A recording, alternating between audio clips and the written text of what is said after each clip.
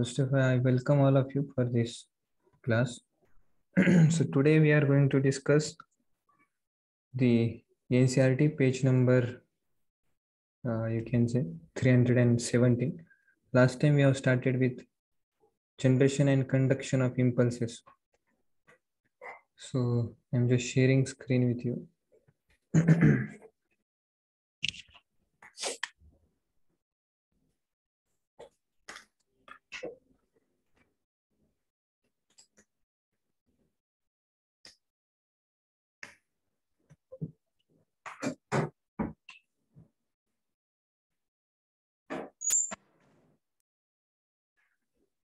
ठीक आहे, तर सगळ्यांना स्क्रीन दिसते का प्रॉपर?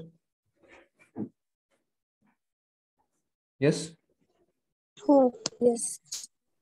ठीक आहे.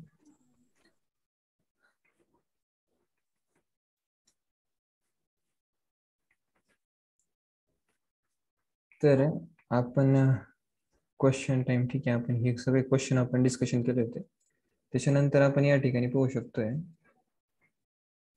की 4 different stages: polarization, depolarization, repolarization and hyperpolarization.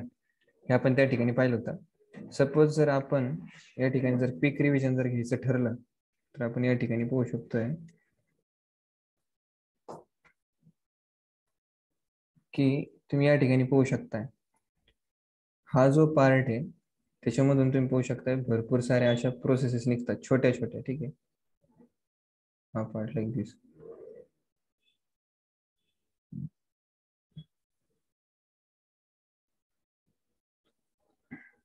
ठीक आहे, हे मी काय काढून राहिलो सांगा बरं?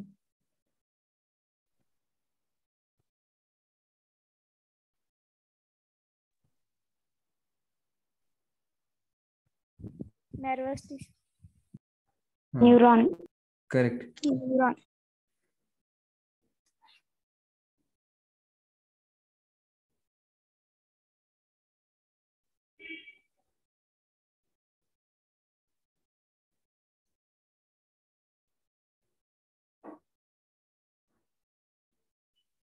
ठीक आहे, तर तुम्ही या ठिकाणी पाहू शकताय की हा जो पार्ट तुम्ही या ठिकाणी पाहू शकताय, दिस पार्ट. ठीक आहे, these are called as small processes. या तुमच्या कशा आहेत या ठिकाणी स्मॉल प्रोसेसेस. तर स्मॉल प्रोसेसेसला तुम्ही या ठिकाणी काय म्हटले होते? दिस इज कॉल्ड एज डेंड्रॉड. आणि या ठिकाणी तुम्ही पाहू शकता फर्दर त्या ठिकाणी फाईन फाईन ब्रांचेस, दिस आर कॉल्ड एज डेंड्राइट्स. बरोबर आहे. नंतर तुम्ही या ठिकाणी पाहू शकता हा जो मधला पार्ट आहे, this is called as cell body. This also called as perikaryon. आणि आणखीन काय नाव येतं याचं? सोमा. Soma, correct. तुम्ही या ठिकाणी पाहू शकता हा जो मधला पार्ट दिसतो तुम्हाला या ठिकाणी, धिस पार्ट, ज्या ठिकाणी तुम्ही पाहू शकताय सेल बॉडी है ना, तिथून या ठिकाणी खूप मोठी लॉंग प्रोसेस निघते है ना. This also called as neck of the nerve cell. याला आपण काय म्हणतो? ॲक्सॉन हिलॉक म्हणतो. ठीक आहे, आता हे जे ॲक्सॉन हिलॉक आहे त्या ठिकाणी, तर माझे हँडरायटिंग त्या ठिकाणी कधी प्रॉपर येणार नाही कारण की लिखण्यासाठी जे माध्यम आहे ते प्रॉपर नाही या ठिकाणी लिखण्याचं माध्यम.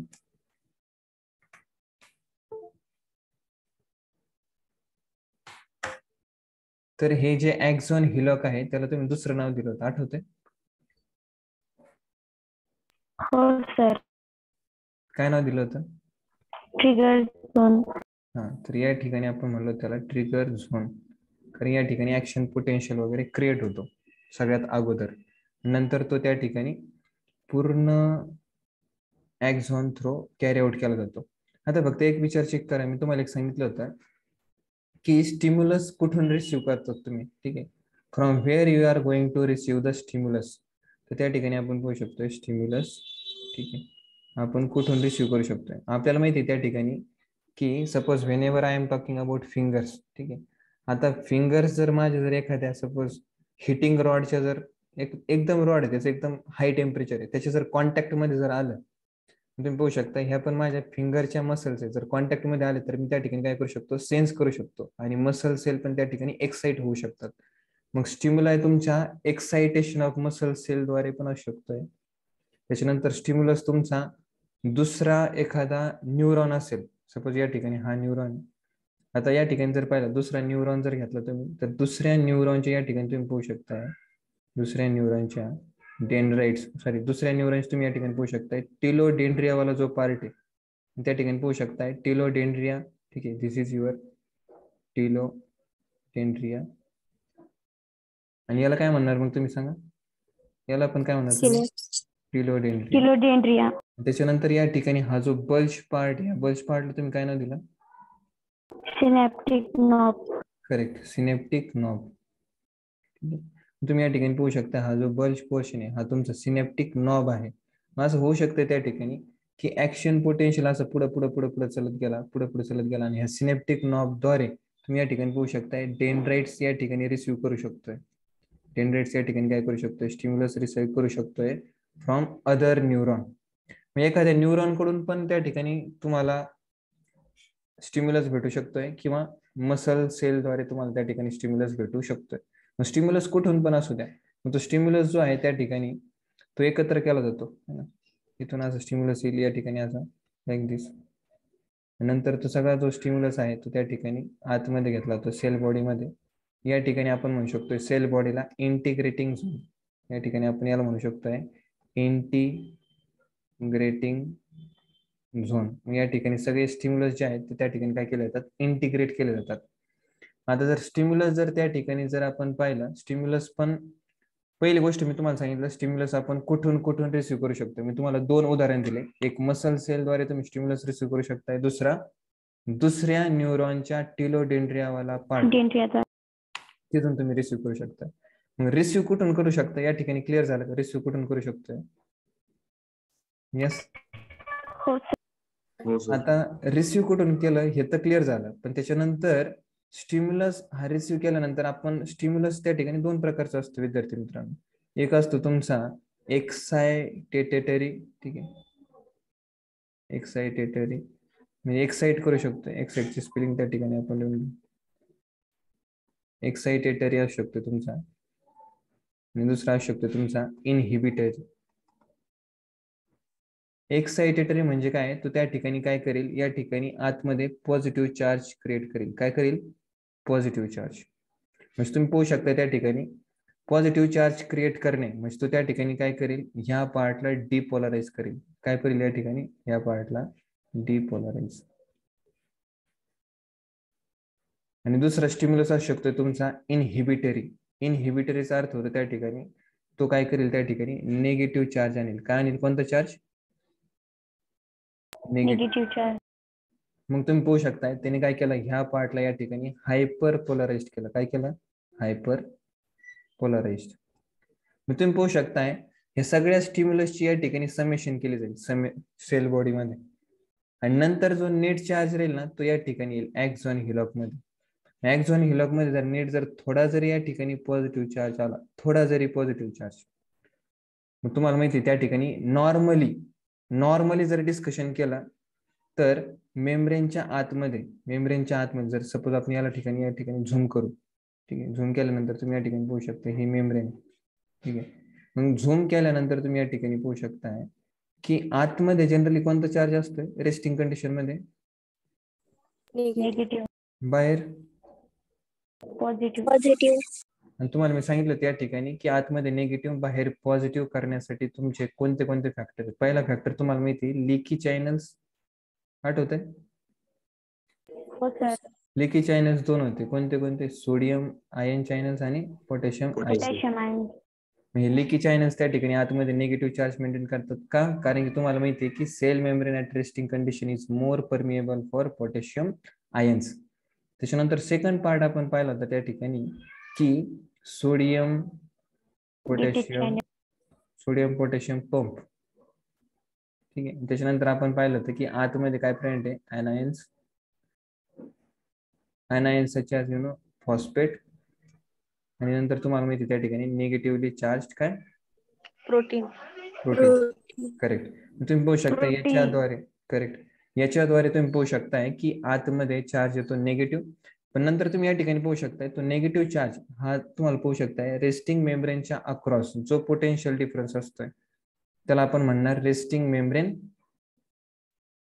पोटेन्शियल. काय म्हणणार आपण त्याला? बोला. Resting membrane potential. मग हा जो रेस्टिंग मेम्ब्रेन पोटेन्शियल असतो विद्यार्थी मित्रांनो, त्याची व्हॅल्यू तुम्हाला माहिती, दॅट इज -70 मिली व्होल्ट. किती असती?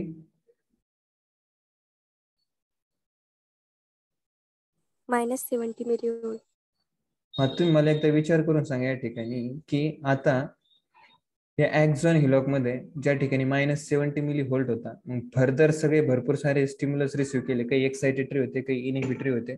तुम्ही पाहू शकताय जर त्या ठिकाणी थोडासा जर पॉझिटिव्ह चार्ज आला, बघा बरं का, थोडासा जर पॉझिटिव्ह चार्ज आला तर तुम्ही या ठिकाणी पाहू शकताय की सपोज जर या ठिकाणी याची व्हॅल्यू जर झाली सपोज त्या ठिकाणी की -60 मिली व्होल्ट, आतमध्ये या ठिकाणी व्हॅल्यू झाली -60 मिली व्होल्ट, अगोदर होती -70, नंतर झाली -60 मिली व्होल्ट. का? कारण की थोडासा पॉझिटिव्ह चार्ज त्या ठिकाणी आला. ह्या पोटेन्शियलला त्या ठिकाणी काय होतं की सोडियम व्हीजीसी जे असतात ना, मी काय म्हणतोय, सोडियम व्हीजीसी, व्हीजीसीचं लॉंग फॉर्म काय आहे? Voltage gated channel. ते काय होतात त्या ठिकाणी ओपन होतात. Open. सपोज एक व्हीजीसी ओपन झाला, मग तो काय करेल त्या ठिकाणी आणखीन फर्दर, है ना, तुम्ही पाहू शकताय चार्ज आणखीन काय करेल त्या ठिकाणी लोअर निगेटिव्ह कडे, म्हणजे तुम्ही पाहू शकताय पॉझिटिव्ह व्हॅल्यू कडे घेऊन चालला जाईल. Positive charge positive potential difference create करण्याचा प्रयत्न करेल. मग असं करता करता पाहतोय आपण की त्या ठिकाणी -60 to -55 इथपर्यंत काय होऊन जातं की सगळेचे सगळे त्या ठिकाणी सोडियम व्हीजीसी ओपन होऊन जातात आणि त्या ठिकाणी रॅपिड सोडियमचा इन्फ्लक्स होतो आणि नंतर तो पोहोचतो +30 मिली व्होल्ट पर्यंत. मध्ये एक जागा येते, त्याला आपण म्हणतो 0 मिली व्होल्ट. तिथून तुम्हाला माहिती त्या ठिकाणी की सोडियम व्हीजीसी बंद व्हायला लागतात. नंतर तुम्हाला कळतं त्या ठिकाणी की मेम्ब्रेनच्या आतमध्ये आता पूर्ण +30 मिली व्होल्ट एवढा पोटेन्शियल डिफरन्स आहे. आणि ऍक्च्युली हाच एवढा हायर जो पोटेन्शियल डिफरन्स आहे खूप मोठा, यालाच आपण म्हणतो ऍक्शन पोटेन्शियल. काय म्हणतो? Action potential. Action potential. Action potential. Action potential कुठे जनरेट झाला सांगता का आता? एक्झॉन हिलॉक मध्ये. हा, त्याच्यामुळे आपण याला काय म्हणतो, ट्रिगर झोन किंवा स्पाइक झोन असं पण म्हणतो, कारण या ठिकाणी फर्स्ट स्पाइक आपल्याला पाहायला भेटते खूप मोठा. आणि नंतर तुम्ही पाहू शकता की आता या ठिकाणी खूप पॉझिटिव्ह चार्ज आहे, पण एनसीआरटी त्या ठिकाणी सांगते आपल्याला, एनसीआरटी आपल्याला त्या ठिकाणी सांगते की पेज नंबर 318 वरती की हा जो राईज इन हा जो राईज इन पोटेन्शियल डिफरन्स आहे, it is very short lived and it is immediately followed by decrease in potential difference because of तुम्ही म्हणू शकता because of rapid efflux of potassium ions from the membrane.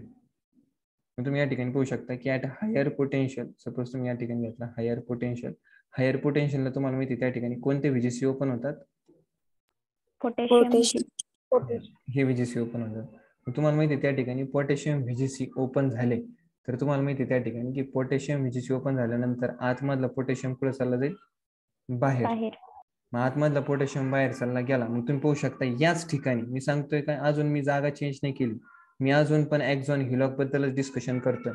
या ठिकाणी higher action potential generate झाला 30 milli volt, पण लगेच त्या ठिकाणी तुम्ही पाहू शकता काही मिली सेकंदानंतर लगेच या ठिकाणी आला निगेटिव्ह चार्ज. परत तुमची मेम्ब्रेन व्हायला लागते त्या ठिकाणी रिपोलराइज्ड. मग नंतर तुम्ही या ठिकाणी पाहू शकता परत चार्ज तुमचा डाऊन होतो -70 मिली व्होल्ट. गेट बंद होता होता टाइम लागतो, परत तुमचा चार्ज पोहोचला जातो -90 मिली व्होल्ट पर्यंत. तुम्ही जर विचार केला मग तुम्ही या ठिकाणी पाहू शकता की याच ठिकाणी अजून मी जागा चेंज नाही केली, अजून इथंच मी अजून याच ठिकाणी जर तुम्ही जर ग्राफ जर ड्रॉ केला या ठिकाणी तर तुम्ही या ठिकाणी पाहू शकता इकडे टाका तुम्ही मिली व्होल्ट, इकडे टाका तुम्ही मिली सेकंद. जागा अजून मी चेंज नाही केली, ॲक्झॉन हिलॉक बद्दलच डिस्कशन करतोय. त्याच ठिकाणी मी सांगतोय, त्याच सेगमेंटला मी सांगू राहिलो या ठिकाणी की तुम्ही पाहू शकताय की resting membrane potential -70 milli volt. इथून तुम्ही पाहू शकताय तुम्हाला स्टिम्युलस भेटतोय आणि असा स्टिम्युलस जो त्या ठिकाणी सोडियम व्हीजीसी पूर्णपणे ओपन करतोय त्या स्टिम्युलसला आपण म्हणतो थ्रेशोल्ड स्टिम्युलस. काय म्हणणार? Threshold stimulus. तो राहील तुमचा त्या ठिकाणी, त्याची व्हॅल्यू किती असते त्या ठिकाणी 10 to 15 मिली व्होल्ट. नंतर थ्रेशोल्ड स्टिम्युलस भेटल्यानंतर तुम्हाला माहिती त्या ठिकाणी there is rise in potential difference. due to opening of sodium VGC, but it is this opening of sodium VGC is very short-lived and it is immediately followed by the rise in permeability. बघा as it is मी NCERT line to line शब्द सांगण्याचा प्रयत्न करतोय. मी तुम्हाला वचन देतोय की जे जे शब्द आहेत ते आपण रिपीट करणार. सो द राइज है ना, the rise in potential difference is very short lived and it is immediately followed by the rise in permeability for potassium ions and the efflux of potassium ions is seen, and due to which there is a negative potential difference created again. तुम्ही या ठिकाणी पाहू शकता, या ठिकाणी होता 30 milli volt है ना. तुम्ही पाहू शकता हा जो राइज इन पोटेन्शियल डिफरन्स होता या ठिकाणी, यालाच आपण म्हणतो ऍक्शन पोटेन्शियल, पण ती कंडिशन जी आहे ती व्हेरी शॉर्ट लिव्ड आहे. त्याच्यामुळे नंतर तुम्ही पाहू शकता ह्या हाय व्होल्टेजलाच पोटॅशियम व्हीजीसी ओपन होतात आणि नंतर तुमचा पोटेन्शियल डिफरन्स परत लोअर डाऊन होतो आणि कधी कधी तो रेस्टिंग मेम्ब्रेन पोटेन्शियल पेक्षा खाली जाऊ शकतो. त्या स्टेजला आपण म्हणतो हायपर पोलरायझेशन. नंतर जेवढ्या टाइम मध्ये तुमचे काय होते या ठिकाणी सोडियम व्हीजीसी बंद होते, जेवढा टाइम तुमचे सोडियम व्हीजीसी बंद होते. आता मला सांगा त्या ठिकाणी तुम्ही जेव्हा सोडियम व्हीजीसी बंद व्हायला लागले, पोटॅशियम व्हीजीसीचं जेव्हा चालू होतं, तेव्हा तुम्ही परत स्टिम्युलस रिसीव्ह करू शकत नाही. म्हणजे ह्या रिजन मध्ये तुम्ही स्टिम्युलस रिसीव्ह करू शकत नाही, एवढा रिजन एवढ्या टाइम पर्यंत. ह्या टायमिंगला आपण म्हणतो त्या ठिकाणी काय, ऍब्सोल्यूट रिफ्रॅक्टरी पिरियड व्हॅल्यू. हा पिरियड.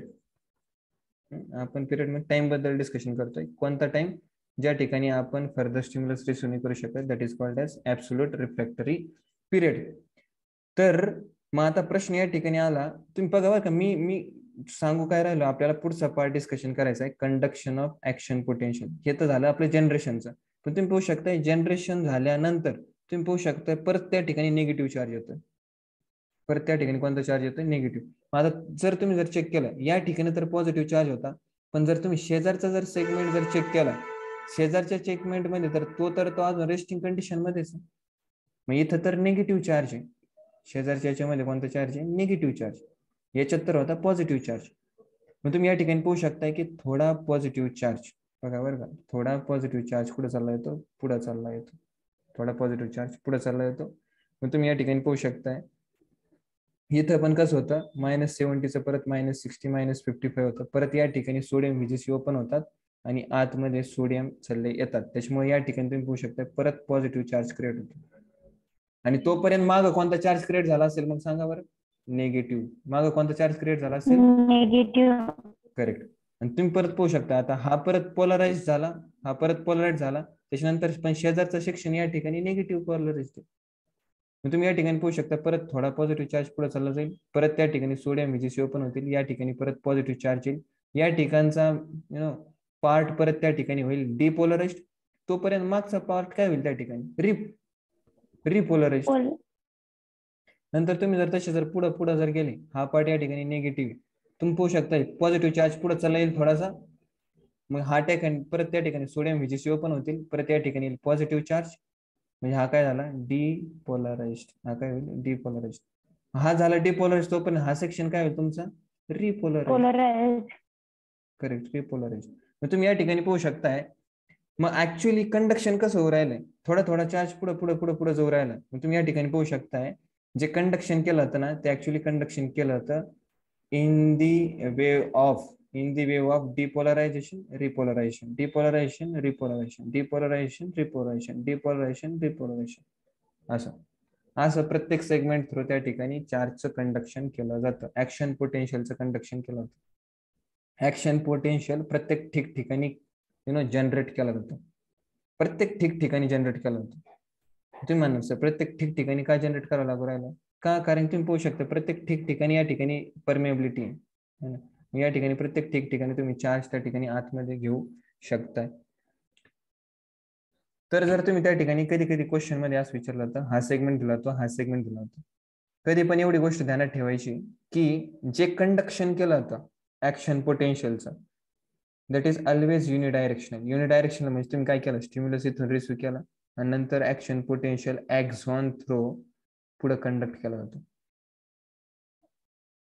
आणि ऍक्झॉन कधी एवढा लांब असतोय, एवढा लांब असतो की त्याची लेंथ त्या ठिकाणी व्हॅरी होऊ शकते. त्याची लेंथ त्या ठिकाणी 1 मिलीमीटर पासून तर त्याची लेंथ त्या ठिकाणी 0.1 मिलीमीटर पासून त्याची लेंथ त्या ठिकाणी 1 मीटर पण असू शकते एक्झॉनची. एवढे लांब लांब तुमचे एक्झॉन्स असू शकतात. एवढे लांब लांब त्या ठिकाणी तुमच्या नर्व सेल्स प्रेझेंट असू शकतात. सगळ्यात मोठी नर्व सेल पाहायला भेटते तुमच्या अंगुठ्यापासून तर तुमची जी स्पायनल कॉर्ड आहे तिचा जो एंड वाला पार्ट आहे अंगुठ्यापासून तर स्पायनल कॉर्ड ज्या ठिकाणी एंड होते तिथपर्यंत एक नर्व सेल येते. तिचं नाव आहे त्या ठिकाणी स्कायटिक नर्व. मग एवढी पण मोठी असू शकते. 1 मीटर पण असू शकते. 1 मीटर पेक्षा जास्त काही भेटले नाही अजून पण up to less than or equal to 1 metre present असू शकते. तर मग तुम्ही पाहू शकताय की ऍक्च्युअली जे चार्जचं कंडक्शन केलं होतं तर ते तर ऍक्झॉन थ्रूच केलं होतं. त्याच्यामुळे axon is a main functional unit of nerve cell. Therefore axon is a बोला Structural and functional unit of neuron. Functional unit of correct दोन्ही स्टेटमेंट बरोबर. इथपर्यंत कळलं का? yes sir. हो सर. मग आता आपण काय करणार आहे थोडस पुढे जाणार आहे. आता या ठिकाणी बघा या ठिकाणी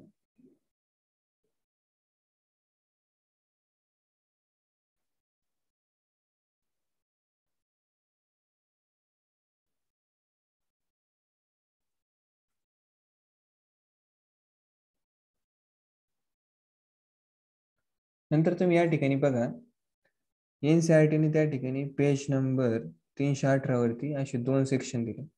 एका सेक्शन मध्ये असं सांगितलं या ठिकाणी आतमध्ये होता पॉझिटिव्ह चार्ज आणि या ठिकाणी निगेटिव्ह चार्ज. तुम्ही पाहू शकता हे सेगमेंट ए हा सेगमेंट बी आहे. कोणता डिपोलराइज असेल कोणता डिपोलराइज असेल आणि कोणता पोलराइज असेल सांगा बरं. ए का बी? A depolarized. मला सांगा आता चार्जचं फ्लो करंटचा फ्लो कुठून कुठं होईल? ए टू बी होईल का कुठून कुठं होईल? A to B. A to B. कशावरून सांगितलं तुम्ही ए टू बी? करंटचा फ्लो पॉझिटिव्ह. अच्छा असं आहे का? हा आता सांगा बरं कुठून कुठं होईल? युनिडायरेक्शनल. आता कुठून कुठं होईल तो सांग?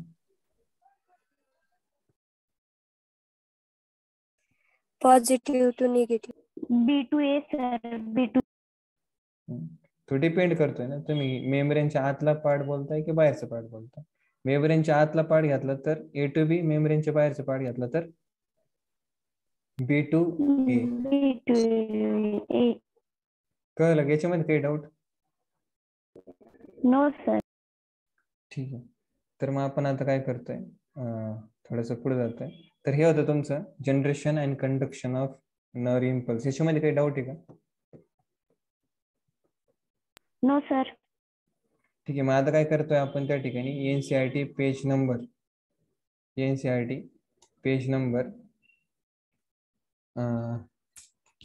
319 वरती जातोय. 319.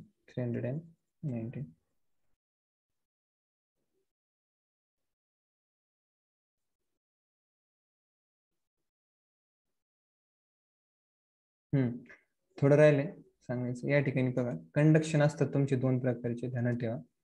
एक असते तुमचं जनरल कंडक्शन. हे तुमची एनसीईआरटीची डायग्राम या ठिकाणी पाहू शकताय. जनरल कंडक्शन असं कंडक्शन आहे त्याला आपण म्हणतो ते ऍक्च्युली कॅरी आउट केला होता in non myelinated nerve fibre. तुम्ही पाहू शकताय जर तुमचा जर ऍक्झॉन आहे, ठीक आहे, हा तुमचा ऍक्झॉन आहे. ऍक्झॉन वरती शॉन सेल तर प्रेझेंट आहे. ऍक्झॉन वरती शॉन सेल तर प्रेझेंट आहे. बघा बरं का, शॉन सेल प्रेझेंट आहे. या ठिकाणी मधला भाग जो आहे ठीक आहे, श्वान सेल तर प्रेझेंट आहे. त्या ठिकाणी न्यूरिलेमा पण प्रेझेंट आहे मध्ये ठिकाणी. पण तुम्ही या ठिकाणी पाहू शकताय की श्वान सेलने या ठिकाणी मायलिनेशन केलंच नाही. म्हणजे मायलिन शीट या ठिकाणी फॉर्म केलीच नाही. कोणी? श्वान सेलने. जर मायलिन शीट जर फॉर्म केली नाही मग ह्या नर्व फायबरला आपण काय म्हणणार? Non myelinated nerve fibre. तुम्हाला माहिती आहे की nerve fibre this word is utilised for what? Axon. Is utilised for axon. करेल का ध्यानात? नॉन मायलिनेटेड ऍक्झॉन पण तुम्ही त्या ठिकाणी म्हणू शकताय की नॉन मायलिनेटेड ऍक्झॉन मध्ये तुमचं जे कंडक्शन केलं जातं ऍक्शन पोटेन्शियलचं त्याला आपण म्हणतो जनरल कंडक्शन. ह्या कंडक्शन मध्ये कसं होतं बघा, सेम तुम्हाला सांगितलं हा पॉझिटिव्ह चार्ज या ठिकाणी negative charge, positive to negative. नंतर तुम्ही या ठिकाणी पाहू शकता सोडियम आतमध्ये येतील, या ठिकाणी ऍक्शन पोटेन्शियल जनरेट होईल, परत तो फॉल डाऊन होईल या ठिकाणी, परत थोडे काहीतरी पॉझिटिव्ह चार्ज पुढे जातील, परत सोडियम व्हीजीसी ओपन होतील, परत या ठिकाणी ऍक्शन पोटेन्शियल, परत तुम्ही पाहू शकता चार्ज थोडा पुढे जाईल, परत सोडियम व्हीजीसी ओपन होतील, लगेच आतमध्ये पॉझिटिव्ह चार्ज, असं पुढं पुढं पुढं पुढं तुम्ही या ठिकाणी पाहू शकता. तर अशा इन द वेव ऑफ डिपोलरायझेशन रिपोलरायझेशन रिपोलरायझेशन तुम्ही त्या ठिकाणी पाहू शकता कंडक्शन होत आहे. पण जर तुम्ही मॅटर जर चेक केला की या ठिकाणी ठिकठिकाणी तुम्ही पाहू शकता ठिकठिकाणी या ठिकाणी इनफ्लक्स होत आहे, ठिकठिकाणी जस्ट सेगमेंट, प्रत्येक एक एक एक एक एक एक एक एक एक जवळजवळच्या सेगमेंट मधून या ठिकाणी काय होत आहे Na+चा इनफ्लक्स होत आहे. तर मग हे जे असतंय ना या ठिकाणी की प्रत्येक ठिकठिकाणी इनफ्लक्स होत आहे, मग ह्या कंडक्शन मध्ये काय होतं की थोडासा टाइमपास होतो. ऍक्शन पोटेन्शियल पुढे जायला काय होतं त्या ठिकाणी डिले होतो, कारण की प्रत्येक ठिकठिकाणी त्या ठिकाणी तुम्हाला काय करायचं आहे ऍक्शन पोटेन्शियल तयार करायचं आहे. ऍक्शन पोटेन्शियल त्या ठिकाणी काय करायचं तयार करायचं प्रत्येक ठिकठिकाणी. त्याच्यामुळे खूप डिले होतो का, कारण या ठिकाणी मेम्ब्रेन फुल्ली परमिएबल आहे चार्जेससाठी.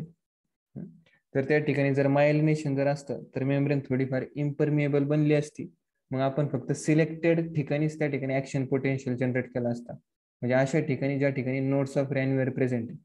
पण या ठिकाणी मायलिन प्रेझेंट नाही, त्याच्यामुळे आपल्याला काय करावं लागलं राहिलं, इथं पण ऍक्शन पोटेन्शियल जर्मिनेट करा, इथं पण करा, इथं पण करा, इथं पण करा, ठिकठिकाणी ऍक्शन पोटेन्शियल जर्मिनेट करावं लागतं. त्याच्यामुळे टाइमपास खूप होतो, एनर्जीचा लॉस खूप होतो. एनर्जीचा लॉस खूप का होतो, सपोज जर मी या ठिकाणी जर ऍक्शन पोटेन्शियल तयार केला, मग मला हे पण करायचंय ना, परत याला रेस्टिंग कंडिशन मध्ये पण आणायचं.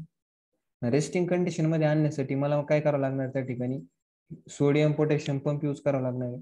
सोडियम पोटॅशियम पंप यूज केले त्यासाठी तर लागते एटीपी. तुम्ही पाहू शकताय मग जनरल कंडक्शन मध्ये एक तर काय पहिली गोष्ट काय स्पीड कमी आहे, स्पीड कमी का, कारण की ठिकठिकाणी ऍक्शन पोटेन्शियल तयार करायचा. दुसरी गोष्ट एनर्जी खूप लागते का, कारण की परत रेस्टिंग कंडिशन मध्ये आणण्यासाठी ठिकठिकाणी निगेटिव्ह चार्ज करावा लागेल, त्यासाठी एटीपी पण काय लागेल त्या ठिकाणी खूप लागेल, है ना.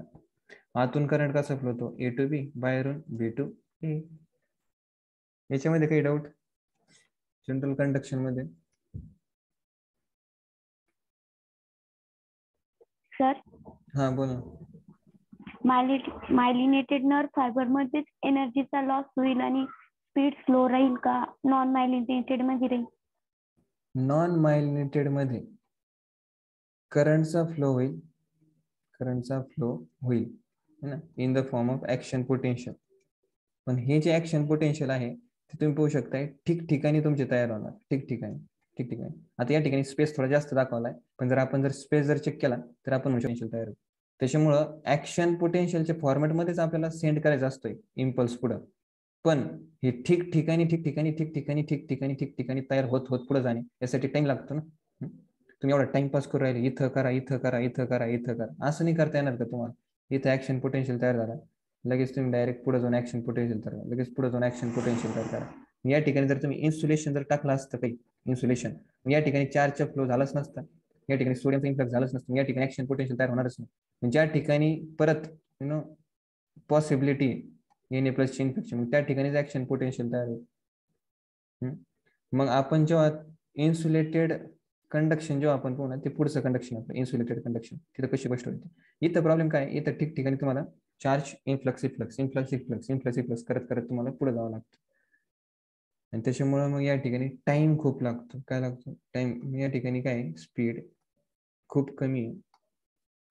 असं नाही का नर इम्पल्स पुढे ट्रान्सफर होणार नाही, होईल पण काय स्पीड खूप लागतो. आणि दुसरी गोष्ट काय त्या ठिकाणी एनर्जी पण काय लागते खूप जास्त लागते जनरल कंडक्शन मध्ये. त्याच्यामुळे याला म्हटलं जातं सामान्य कंडक्शन. सामान्य आहे, खतरनाक नाही. आणि हे फक्त पाहायला भेटतं आपल्याला नॉन मायलिनेटेड नर्व फायबर मध्ये. तुझा काय प्रश्न होता सांगा तू परत.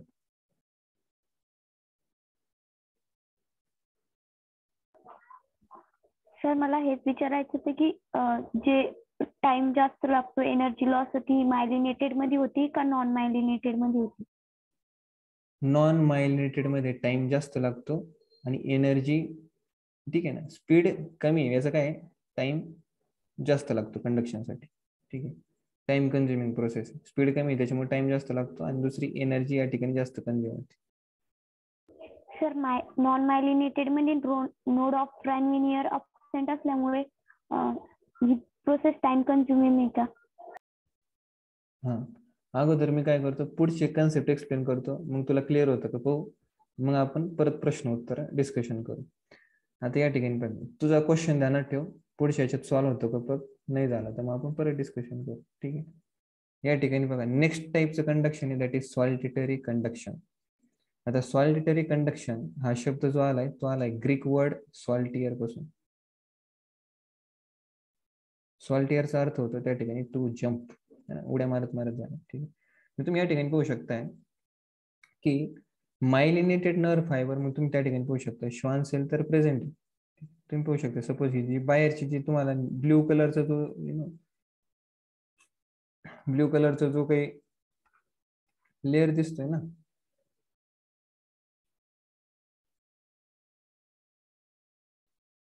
ठीक आहे, तुम्ही काय पाहू शकता या ठिकाणी ब्ल्यू कलरचा जो काही लेअर आहे, ठीक आहे, दॅट इज कॉल्ड एज न्यूरिलेमा. त्याला तुम्ही काय म्हणता, न्यूरिलेमा, ज्याच्यामध्ये न्यूक्लियस प्रेझेंट आहे. मग या ठिकाणी तुम्ही पाहू शकता ही जी सेल आहे ही कोणती सेल आहे तुमची, सांगा बरं. Schwann cell. कोणती? Schwann cell. करेक्ट. मग तुम्ही या ठिकाणी पाहू शकताय श्वान सेलने या ठिकाणी कव्हरिंग तर केली, पण ह्यावेळेस काय केलं त्या ठिकाणी, मायलिन शीथचं फॉर्मेशन केलं. कशाचं? Myelin sheath. Myelin sheath. तुम्ही पाहू शकता मायलिन शीथ त्या ठिकाणी काय करते, चार्जेसचं कंडक्शन होऊ देत नाही. चार्जेस या ठिकाणी कंडक्शन होणार नाही. या ठिकाणी इन्सुलेटिंग लेअर म्हणून काम करते. या ठिकाणी जे काही तुमचे सोडियम, पोटॅशियम, व्हीजीसी वगैरे जे काही असतील ते त्या ठिकाणी काय होतील, डायरेक्ट बंद होतील. डायरेक्ट बंद. आता डायरेक्ट बंद झाल्यानंतर मग ऍक्शन पोटेन्शियल पुढे कसं काय येईल. सपोज या ठिकाणी जर आपण पाहिलं, इथं पॉझिटिव्ह चार्ज आहे, या ठिकाणचे सोडियम, व्हीजीसी ओपन झाले, सगळा चार्जचा आतमध्ये इन्फ्लक्स झाला, या ठिकाणी ऍक्शन पोटेन्शियल तयार झालं. ऍक्शन पोटेन्शियल तयार झालं, पण आपल्याला माहिती ऍक्शन पोटेन्शियल खूप कमी वेळासाठी होतो. तोपर्यंत पॉझिटिव्ह चार्ज काय होतो, आतमधल्या, तुम्ही पाहू शकता न्यूरोफायब्रिल्स पर्यंत असतात, आतमधल्या न्यूरोफायब्रिल्स मधून या ठिकाणी पॉझिटिव्ह चार्ज इथे चालला येतो. थोडा जर पॉझिटिव्ह चार्ज पुढे चालला आला, थोडा पॉझिटिव्ह चार्ज जर आतमधून जर पुढे कंडक्ट जर झाला, मग तुम्हाला माहिती या ठिकाणी इथले सोडियम, व्हीजीसी ओपन होतील, इथे परत ऍक्शन पोटेन्शियल या ठिकाणी क्रिएट केला जातो. तुम्ही पाहू शकता ठिकठिकाणी ऍक्शन पोटेन्शियल क्रिएट केला जातो का, सांगा बरं. नाही सर. तुम्ही पाहू शकता फक्त ऍट सर्टन लोकेशनला तुम्ही या ठिकाणी पाहू शकता ऍक्शन पोटेन्शियल क्रिएट केला जातो. पण नंतर तुम्ही जर पाहिलं ऍक्च्युली की बाहेरून पण एक सर्किट असतं. ऍक्च्युली हे जे सर्किट असतं ना, तुमचं करंट फ्लो साठी कधी पण जर तुम्हाला जर करंट फ्लो जर करायचा असेल,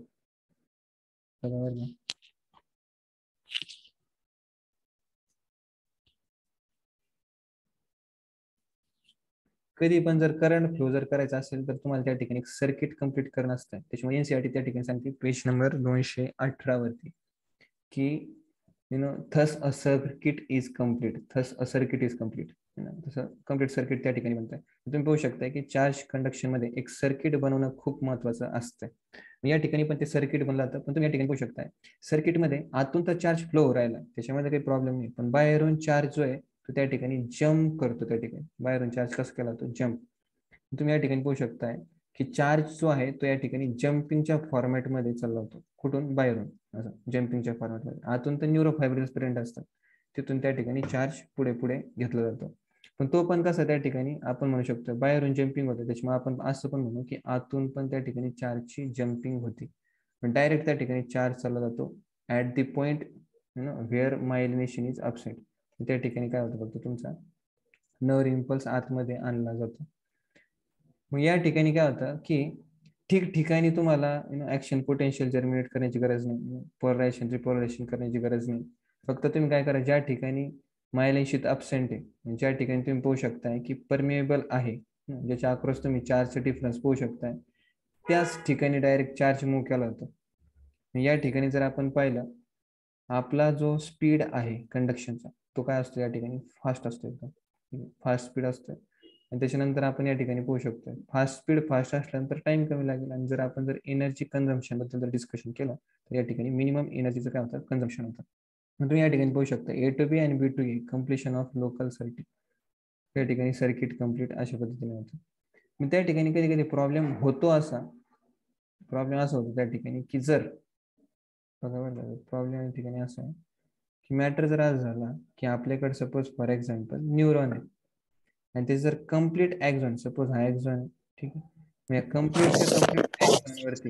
कम्प्लीटच्या कम्प्लीट ॲक्झॉन वरती जर अशी जर मायलिन शीथ जर प्रेझेंट असली, कम्प्लीट जर मायलिन शीथ जर प्रेझेंट असली, तर मग त्या ठिकाणी स्पीड काय होईल, आणखीन इन्क्रीज होईल. काय होईल सांगा? डिक्रीज होईल.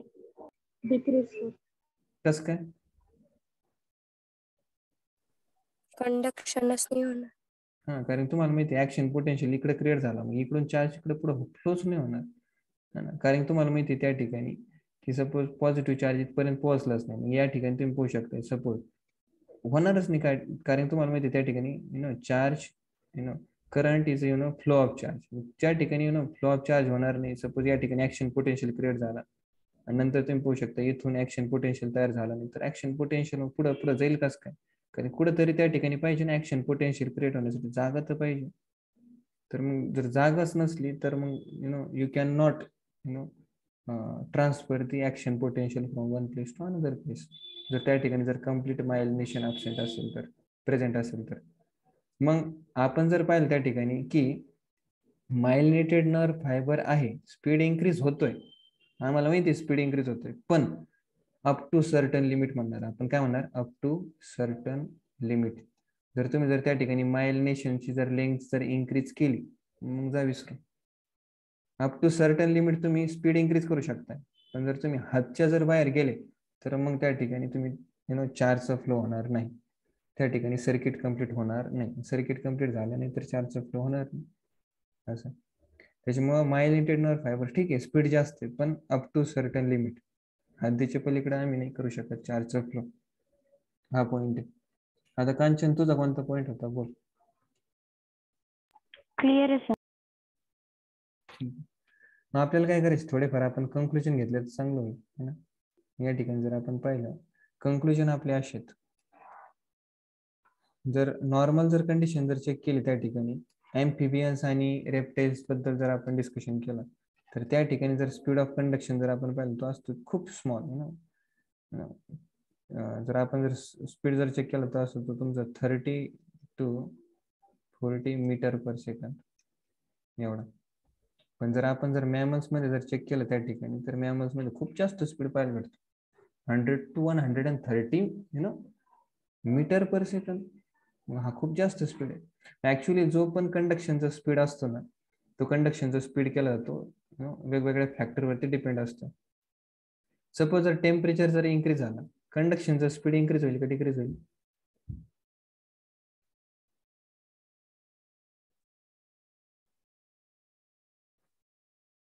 काय इन्क्रीज. तुम्ही असं काही ऐकलेलं आहे का, थर्मल व्हेलोसिटी ऑफ आयन वगैरे असं काही ऐकलेलं आहे तुम्ही? हो sir. Thermal velocity of ion is equal to काय असते, ते काहीतरी असतं under root of K Boltzmann constant वगैरे असं काहीतरी असते बघा, T directly proportional to T. KT upon MW. हा, एमडब्ल्यू वगैरे असं काहीतरी. तुम्ही या ठिकाणी पाहू शकता की जसं जसं तुमचं त्या ठिकाणी टेम्परेचर इन्क्रीज होईल तसं तुम्ही त्या ठिकाणी पाहू शकता की आयन्सची व्हेलोसिटी जी आहे, थर्मल व्हेलोसिटी, त्या ठिकाणी काहीतरी इन्क्रीज होऊ शकते. असं काहीतरी फिनॉमिनन आहे, मला काहीतरी डिटेल मध्ये नाही इक्वेशन वगैरे, पण तुम्हाला माहिती असेल. KT upon MW. काय? Under root 3 KT upon MW. Under root 3 KT upon NKT sir. नाही सर, एन नाही सर. ठीक आहे, जाऊ ते इक्वेशन गेलं उडत, ते मला काही ध्यानात नाही ठेवायचं, पण असं काहीतरी आहे. बरोबर आहे? हो सर. ठीक आहे. त्याच्यानंतर तुम्ही पाहू शकताय सपोज डायमीटर ऑफ ॲक्झॉन. तुम्ही या ठिकाणी पाहू शकताय आता ॲक्झॉनची ही डायमीटर या ठिकाणी एक मी तुम्हाला देतो नॅशनल हायवे आणि एक मी देतो तुमचा नॉर्मल तुमच्या घरा शेजारचा रस्ता. हा, ठीक आहे. मला सांगा तुम्ही स्पीड कोणत्याच्यावर जास्त राहील, नॅशनल हायवे मध्ये की तुमच्या घरा शेजारी गाड्या चालणार तिथून? National highway. का बरं? तुम्ही या ठिकाणी पाहू शकता नॅशनल हायवेची या ठिकाणी काय रुंदी लांबी वगैरे सगळे खतरनाक आहे ना. तुमच्या ह्याच्यात तुम्ही पाहू शकताय जेवढे डायमीटर वाढेल तुम्ही त्या ठिकाणी पाहू शकता की आयन्स जेव्हा फ्लो होणार याच्यातून तेव्हा त्यांचं कोलिजन त्या ठिकाणी काय केलं जाईल, अवॉइड केलं जाईल. आणि कोलिजन अवॉइड झालं त्या ठिकाणी आपलं स्पीड काय होऊ शकतोय, इन्क्रीज होऊ शकतोय. त्याच्यानंतर प्रेशर तुम्ही त्या ठिकाणी पाहू शकता की जर प्रेशर जर अप्लाय केला, तुम्ही जास्त प्रेशर वगैरे जर अप्लाय केला तर जास्त प्रेशरमुळे त्या ठिकाणी काय होऊ शकतं, तुमचं स्पीड कमी होऊ शकतं, इनव्हर्सली प्रोपोर्शनल. आणि तुम्ही या ठिकाणी पाहू शकता की मायलिनेशन, जर त्या ठिकाणी इन्सुलेटिंग लेअर जर बनवला तर त्या ठिकाणी तुमची स्पीड इन्क्रीज होऊ शकते. पण मी या ठिकाणी लाईन टाकली काय, up to certain limit, up to certain extent. राहील का ध्यानात? मग आपण या ठिकाणी काय करू, थोडीशी लाईन करू.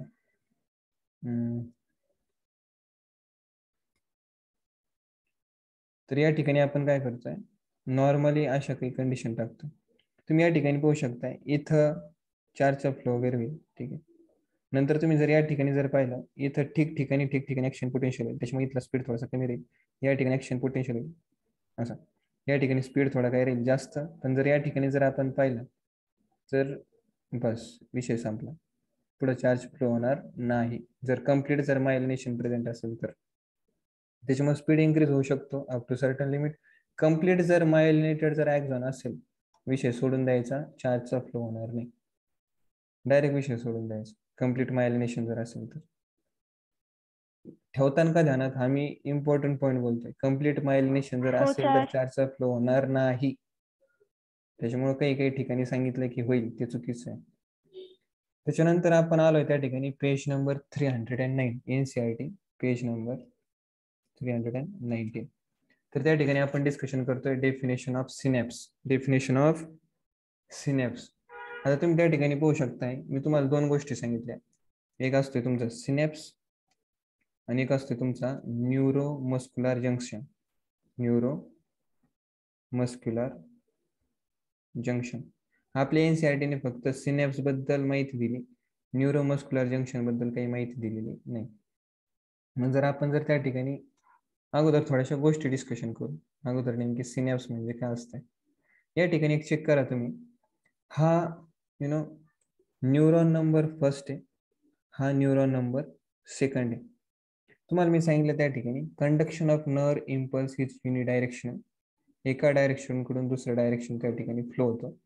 मग हा जो पहिला न्यूरॉन आहे त्या ठिकाणचा जर तुम्ही जर ऍक्शन पोटेन्शियल पाहिला तर तुम्हाला काय करायचं आहे, दुसऱ्या न्यूरॉन मध्ये ट्रान्सफर करायचं आहे, पुढं तिकडं. मग तुम्ही कसं करणार, मग दोन न्यूरॉन मधला जंक्शन त्याला आपण म्हणतो जनरली सिनॅप्स. आणि हे जंक्शन कशासाठी बनवलं जातं, जेणेकरून दोन न्यूरॉन्स या ठिकाणी कम्युनिकेट करू शकतात, दोन न्यूरॉन्स त्या ठिकाणी इन्फॉर्मेशन ट्रान्सफर करू शकतात. एका न्यूरॉन मधली इन्फॉर्मेशन दुसऱ्या न्यूरॉन मध्ये ट्रान्सफर करण्यासाठी सिनॅप्सचा यूज केला जातो.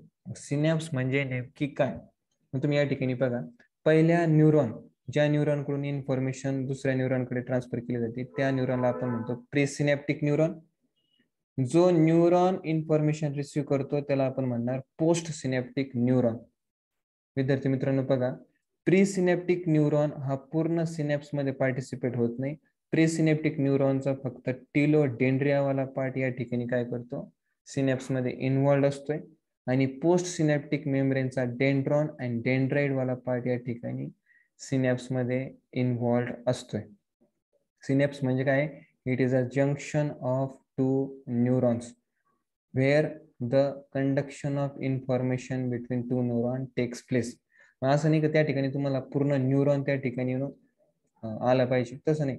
न्यूरॉनचा फक्त हा टिलोडेंड्रिया वाला पार्ट म्हणजे प्रेसिनेप्टिक न्यूरॉनचा टिलोडेंड्रिया वाला पार्ट, पोस्ट सिनेप्टिक न्यूरॉनचा डेंड्राइट वाला पार्ट त्या ठिकाणी कॉन्टॅक्ट प्रॉक्सिमिटी मध्ये येतात.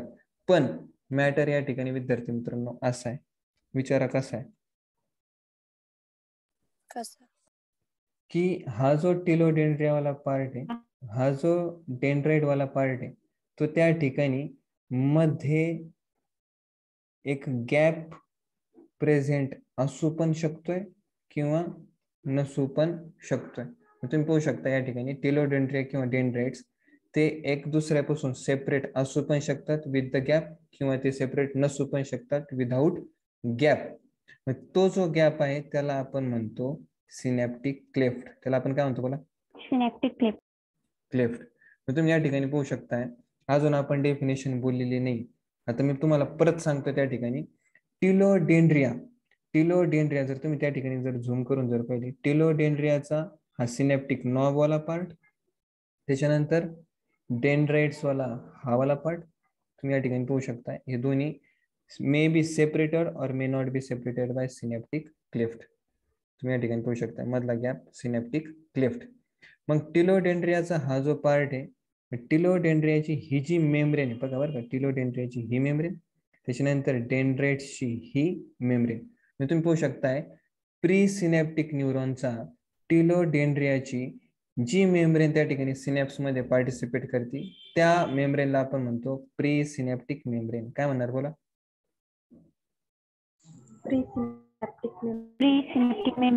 त्याच्यानंतर पोस्ट सिनॅप्टिक न्यूरॉनचा डेंड्रॉन डेंड्राइट वाल्या पार्टची जी सिनॅप्स मध्ये मेम्ब्रेन पार्टिसिपेट करते तिला आपण म्हणतो पोस्ट सिनॅप्टिक मेम्ब्रेन. काय म्हणतो? Post synaptic membrane. मेम्ब्रेन. आता या ठिकाणी आपण मेडिकल कॉलेजच्या बुकच्या डेफिनेशनद्वारे आपण चाललो. ठीक आहे. मग त्या ठिकाणी डेफिनेशन असं सांगते, लक्ष देऊन ऐका. सिनॅप्स, ठीक आहे, synapse it is a interneuron junction between the presynaptic neuron of the telodendria of the presynaptic membrane with the postsynaptic neuron part of the dendron of the postsynaptic membrane which may or may not be separated by synaptic cleft. त्याला आपण म्हणतो synapse. पण आपण जर normal जर definition जर ऐकली तर नॉर्मल डेफिनेशन एनसीईआरटी मध्ये घ्या. It is the junctional region between two neurons where information is transferred from one neuron to another neuron. त्याला काय म्हणायचं? सिनॅप्स म्हणायचं. पण जर सिनॅप्स मध्ये जर आपण जर गोष्टी पाहिल्या तर त्या ठिकाणी कोणत्या कोणत्या गोष्टी आहेत त्या ठिकाणी बघा. Presynaptic membrane of the telodendria of the presynaptic neuron plus synaptic cleft plus postsynaptic membrane of the dendron of the postsynaptic neuron. त्याला म्हणायचं सिनॅप्स. कळलं का सिनॅप्स म्हणजे काय आता टेक्निकली?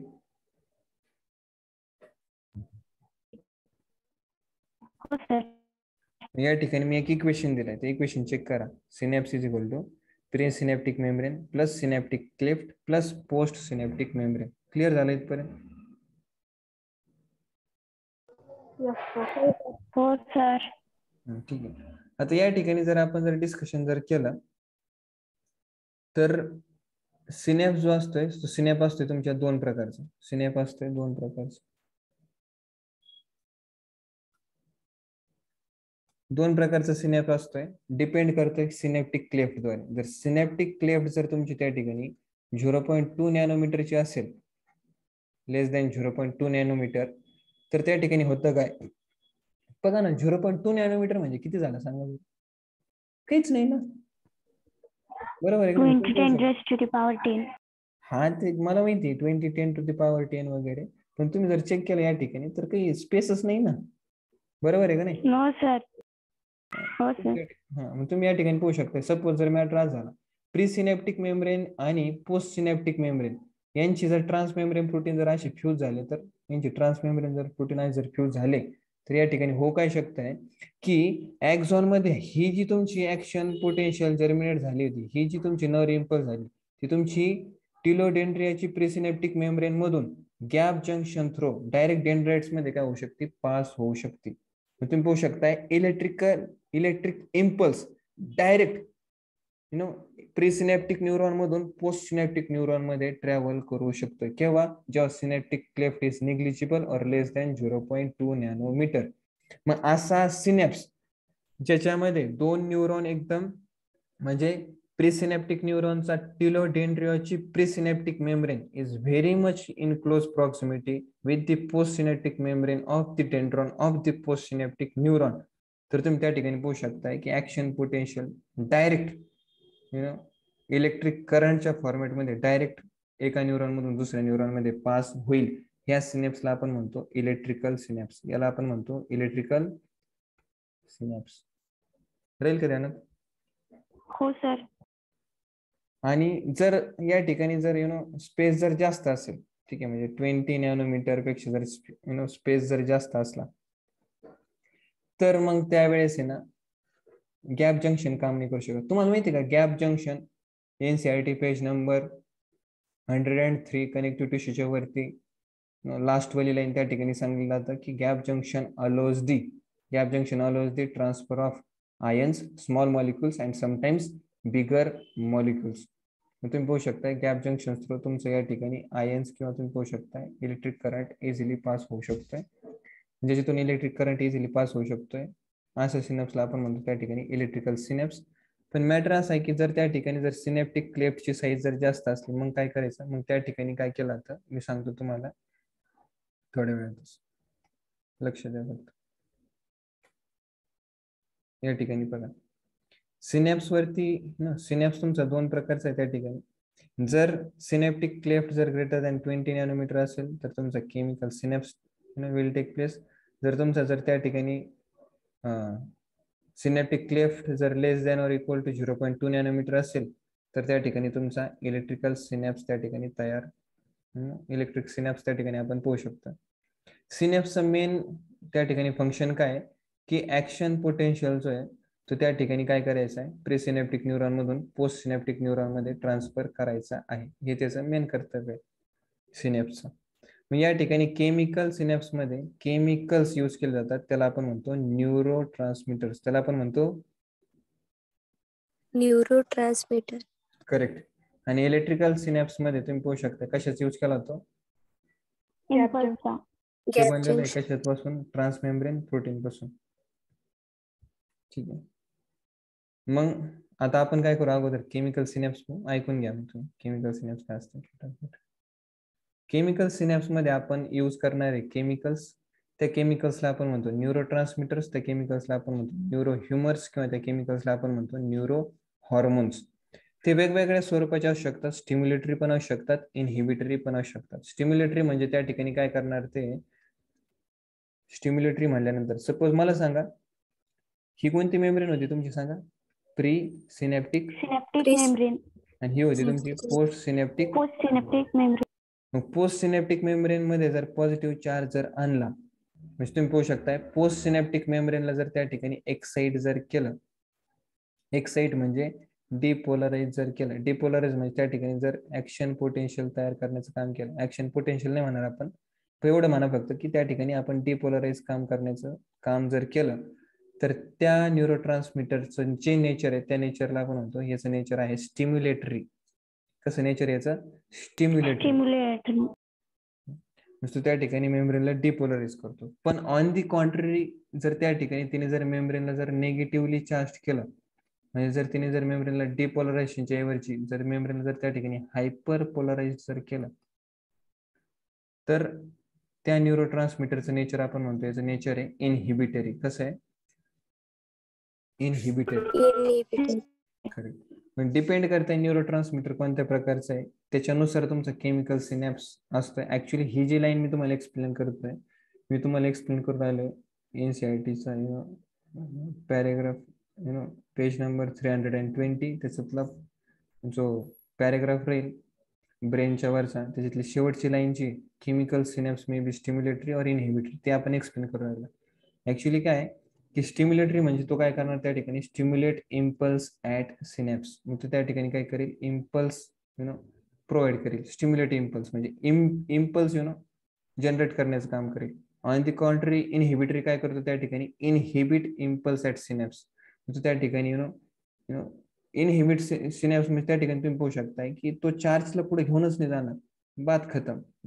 ह्या न्यूरॉन मध्ये आता या ठिकाणी नर इम्पल्स कंडक्ट होणारच नाही.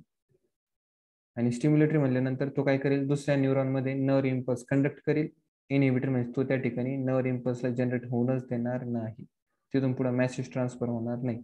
मग एक्झाम्पल विचारल्यानंतर सांगायचे त्या ठिकाणी ऍसिटाइल कोलिन, त्याच्यानंतर नॉर इपिनेफ्रिन, त्यालाच दुसरं नाव नॉर ॲड्रेनाइन, त्यालाच दुसरं नाव सिम्पेथेटिन, आणि तिसरं आहे तुमचा ग्लुटामेट.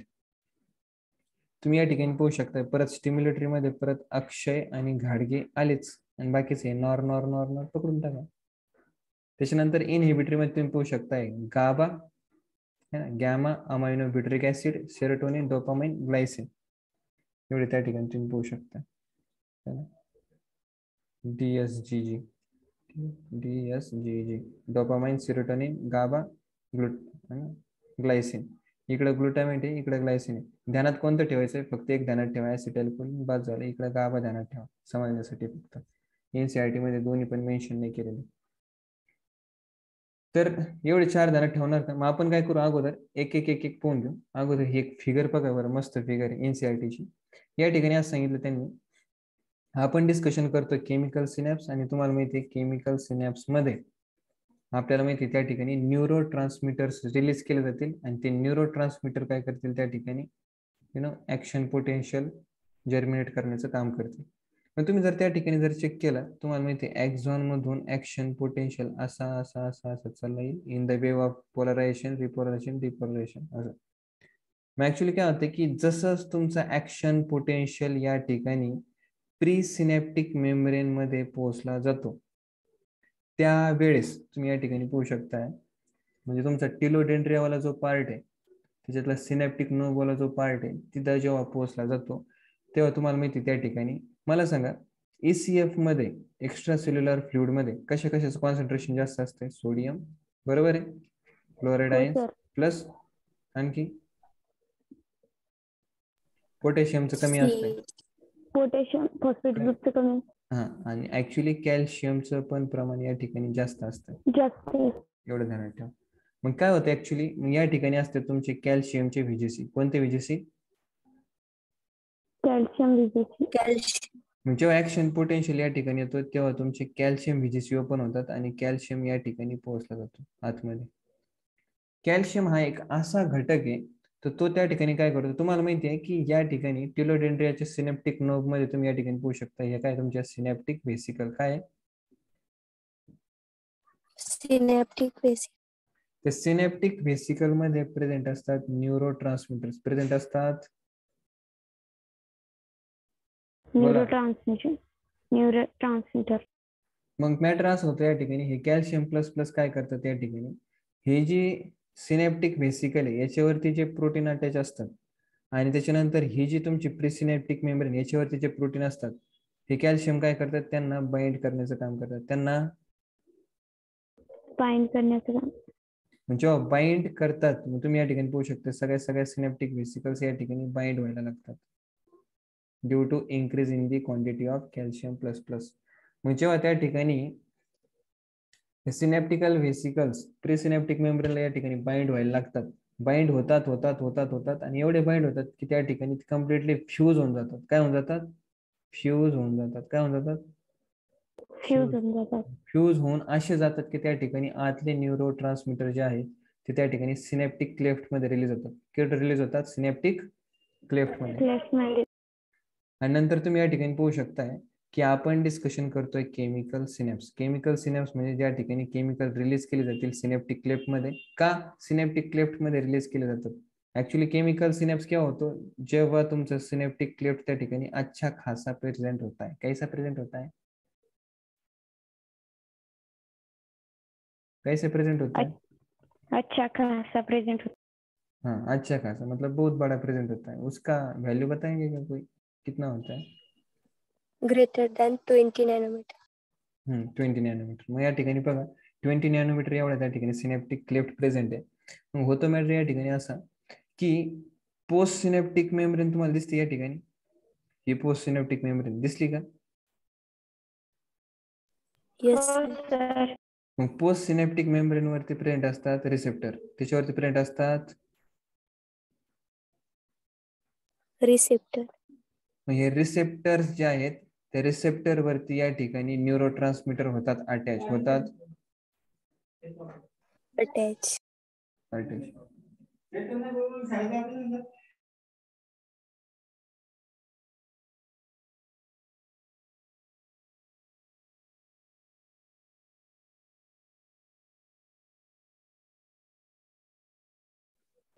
एक मिनिट हा, तुम्ही फक्त एकच मिनिट.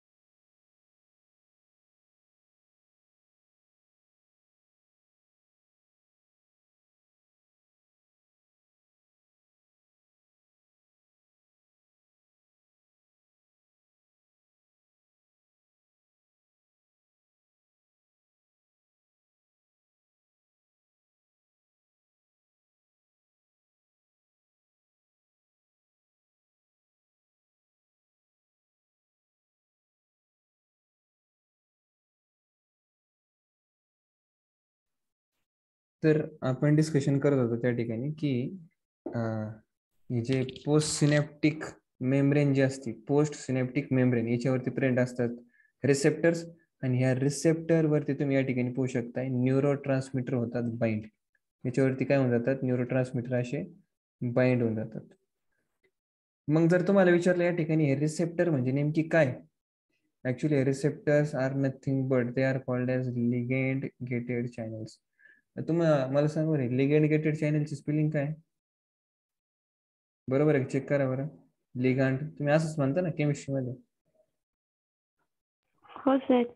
ठीक आहे. लिगॅंड गेटेड चॅनल्स हे असे चॅनल असतात ते त्या ठिकाणी की केमिकल्सच्या प्रेझेन्समुळे ते त्या ठिकाणी ओपन क्लोज होऊ शकतात, ओपन क्लोज होऊ शकतात.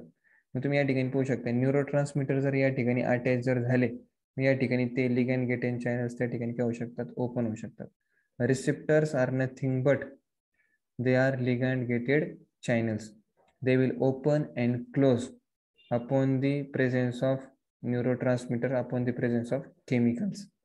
They show affinity with chemicals आणि त्यांच्या प्रेझेन्स मुळे ते काय होऊ शकतात, त्या ठिकाणी ओपन क्लोज होऊ शकतात.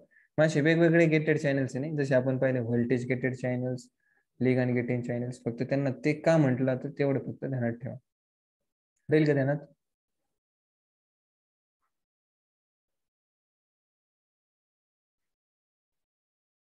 हो सर. मग आता या ठिकाणी एक चेक करा तुम्ही की आता मी तुम्हाला दोन शब्द या ठिकाणी बोलतोय की पहिला शब्द असा या ठिकाणी की जर या ठिकाणी न्यूरो ट्रान्समीटर जर तुमचे त्या ठिकाणी एक्साइटेटरी असले,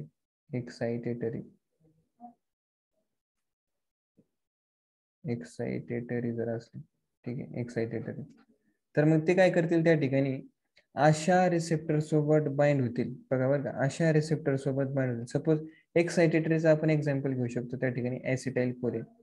मग ऍसिटाइल कोलिन काय करेल, अशा रिसेप्टर सोबत बाइंड होतील, अशा लिगॅंड गेटेड चॅनल सोबत बाइंड होतील. असे चॅनल की जे बनलेले त्या ठिकाणी कशासाठी, सोडियमसाठी बनलेले. कशासाठी, सोडियमसाठी. मग तुम्ही पाहू शकताय की सपोज या ठिकाणी रिसेप्टर्स प्रेझेंट आहे ज्याच्यावरती ऍसिटाइल कोलिन बाइंड झालं. तुम्ही पाहू शकता ते होतील ओपन, आणि ओपन झाल्यानंतर सोडियम काय चालला जाईल, आतमध्ये रॅपिडली चालला जाईल. सोडियम आतमध्ये रॅपिडली चालला जाईल. सोडियम जर आतमध्ये जर रॅपिडली चालला गेला तर आतमध्ये तुम्ही पाहू शकता मेम्ब्रेन कशी होईल, डिपोलराइज्ड. करेक्ट. जर मेम्ब्रेन जर डिपोलराइज्ड जर झाली बिकॉज ऑफ न्यूरोट्रान्समीटर, मग त्याला आपण म्हणायचं एक्साइटेटरी सिनॅप्स. त्याला आपण काय म्हणायचं, एक्साइटेटरी सिनॅप्स. आता मला एक सांगा तुम्ही त्या ठिकाणी post synaptic membrane due to the influx of potassium ions, there is a potential gradient across the postsynaptic membrane. बघा, there is a potential gradient across the postsynaptic membrane. The potential gradient across the postsynaptic membrane is called as graded potential. Is called as graded potential. किंवा मी याला दुसरं पण नाव देऊ शकतोय. Suppose जर मी या ठिकाणी जर म्हणलं पोस्ट सिनॅप्टिक मेम्ब्रेन, मी याला असं पण म्हणू शकतोय त्या ठिकाणी की पोस्ट सिनॅप्टिक पोटेन्शियल पण म्हणू शकतो. Post synaptic potential. मग तुम्ही पाहू शकताय की जर आतमध्ये जर पॉझिटिव्ह चार्ज जर आला तर मग मी त्या पोस्ट सिनॅप्टिक पोटेन्शियलला म्हणणार एक्साइटेटरी पोस्ट सिनॅप्टिक पोटेन्शियल. काय म्हणणार, एक्साइटेटरी पोस्ट सिनॅप्टिक पोटेन्शियल. काय म्हणणार, excitatory post synaptic potential. Suppose जर मग माझा जर त्या ठिकाणी एखादा इनहिबिटरी, सपोज आपण जसं म्हणू शकतोय, जसं आपल्याला माहिती आहे एक्साइटेटरी न्यूरोट्रान्समीटर असतोय, दुसरा इनहिबिटरी न्यूरोट्रान्समीटर असतोय. सपोज मग या ठिकाणी गाबा बाबा बाबा वगैरे रिलीज झालं. काय रिलीज झालं, गाबा, गॅमा बुटारिक. करेक्ट. हा तेच गॅमा, काय ते, gamma amino butyric acid. Gamma amino butyric acid. Actually हा गॅमा अमायनो ब्युटरिक ऍसिड जो असतोय ना, तो त्या ठिकाणी क्लोराइड लिगॅंड गेटेड चॅनल सोबत अटॅच होतो. Chloride ligand gated channel. मग तो जर या ठिकाणी जर अटॅच झाला, तुम्हाला माहिती क्लोरीन कुठे प्रेझेंट असतोय जास्त, एक्स्ट्रा सेल्युलर फ्लुइड मध्ये, बरोबर आहे. हो सर. हो सर. तुम्ही पाहू शकता क्लोरीनचा आतमध्ये इन्फ्लक्स होईल. क्लोरीनचा जर आतमध्ये इन्फ्लक्स झाला, आतमध्ये चार्ज, बोला आतमध्ये चार्ज पॉझिटिव्ह. निगेटिव्ह. निगेटिव्ह. आता जीव देऊ कमी, आता क्लोरीन आतमध्ये आल्यानंतर पॉझिटिव्ह कसं काय? निगेटिव्ह. हा ना, निगेटिव्ह. आतमध्ये जर त्या ठिकाणी चार्ज जर निगेटिव्ह जर झाला, मग त्याने मेम्ब्रेनला कसं केलं? डिपोलराइज्ड की हायपरपोलराइज्ड? हायपोपोलर. हायपरपोलराइज्ड. मग तुम्ही त्या ठिकाणी पाहू शकताय due to the influx of chloride ions. मग तो actually influx of chloride ion पण असू शकतो, किंवा जर potassium gated potassium ligand gated channel वरती जर अटॅच झाला एखादा इनहिबिटरी, मग पोटॅशियम कुठून चालला जाईल? कुठं? आतून बाहेर, आतून बाहेर. तरी पण आतमध्ये कोणता चार्ज आहे? निगेटिव्ह. निगेटिव्ह. चार्ज. मग तुम्ही पाहू शकताय मग ना, due to the influx of chloride ion और due to the influx of potassium ions, there will be the potential gradient across the postsynaptic membrane. So this will be called as inhibitory postsynaptic potential. Synaptic potential. Correct. एक राहील तुमचा IPSP, दुसरा राहील तुमचा EPSP. IPSP, EPSP राहील का ध्यानात? हो सर. याच्यामध्ये काही डाऊट? No sir. तर ते न्यूरोट्रान्समीटर काय असतं? न्यूरोट्रान्समीटर आता सांगितलं ना, तुमचे केमिकल्स असतात.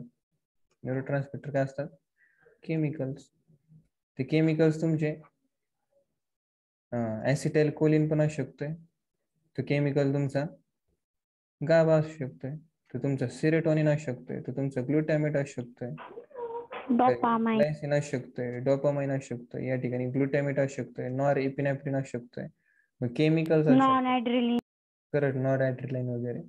मग हे केमिकल्स जे आहेत त्यालाच आपण काय म्हणतो? न्यूरोट्रान्समीटर्स. त्याला आपण म्हणतो न्यूरोट्रान्समीटर. ते तुमचे वेगवेगळ्या प्रकारचे असू शकतात, एक्साइटेटरी, दुसरा इनहिबिटरी. आणि ते न्यूरोट्रान्समीटर पॅक केले जातात अशा व्हेसल्स मध्ये, व्हेसायकल मध्ये. त्याला आपण म्हणतो काय? Synaptic vesicle. करेक्ट. कळलं का श्रुतिका? सर. न्यूरोट्रान्समीटर काय असतं?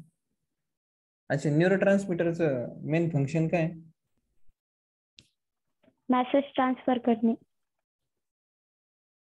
हा, त्यांचं मेन फंक्शन काय त्या ठिकाणी? की पोस्ट सिनेप्टिक मेम्ब्रेनच्या अक्रॉस, पोस्ट सिनेप्टिक मेम्ब्रेनच्या अक्रॉस काय करणे? पोटेन्शियल ग्रेडियंट तयार करणे. काय तयार करणे?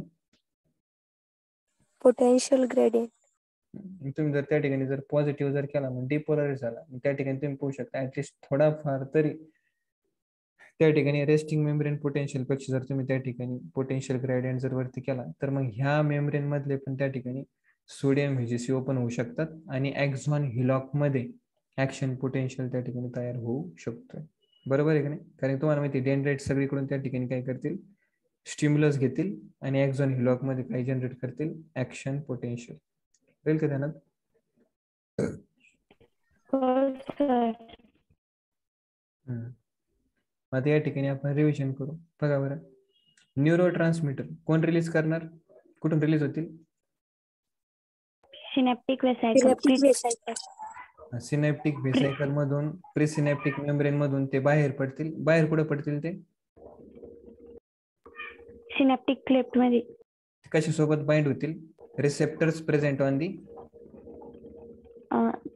Post synaptic membrane. Receptors present on the presynaptic membrane. These receptors are nothing but ligand gated channel. yes, because of their opening and closing, है ना, because of their opening.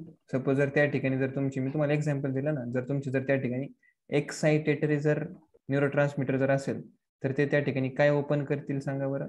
Sodium VGC. Sodium gated channel.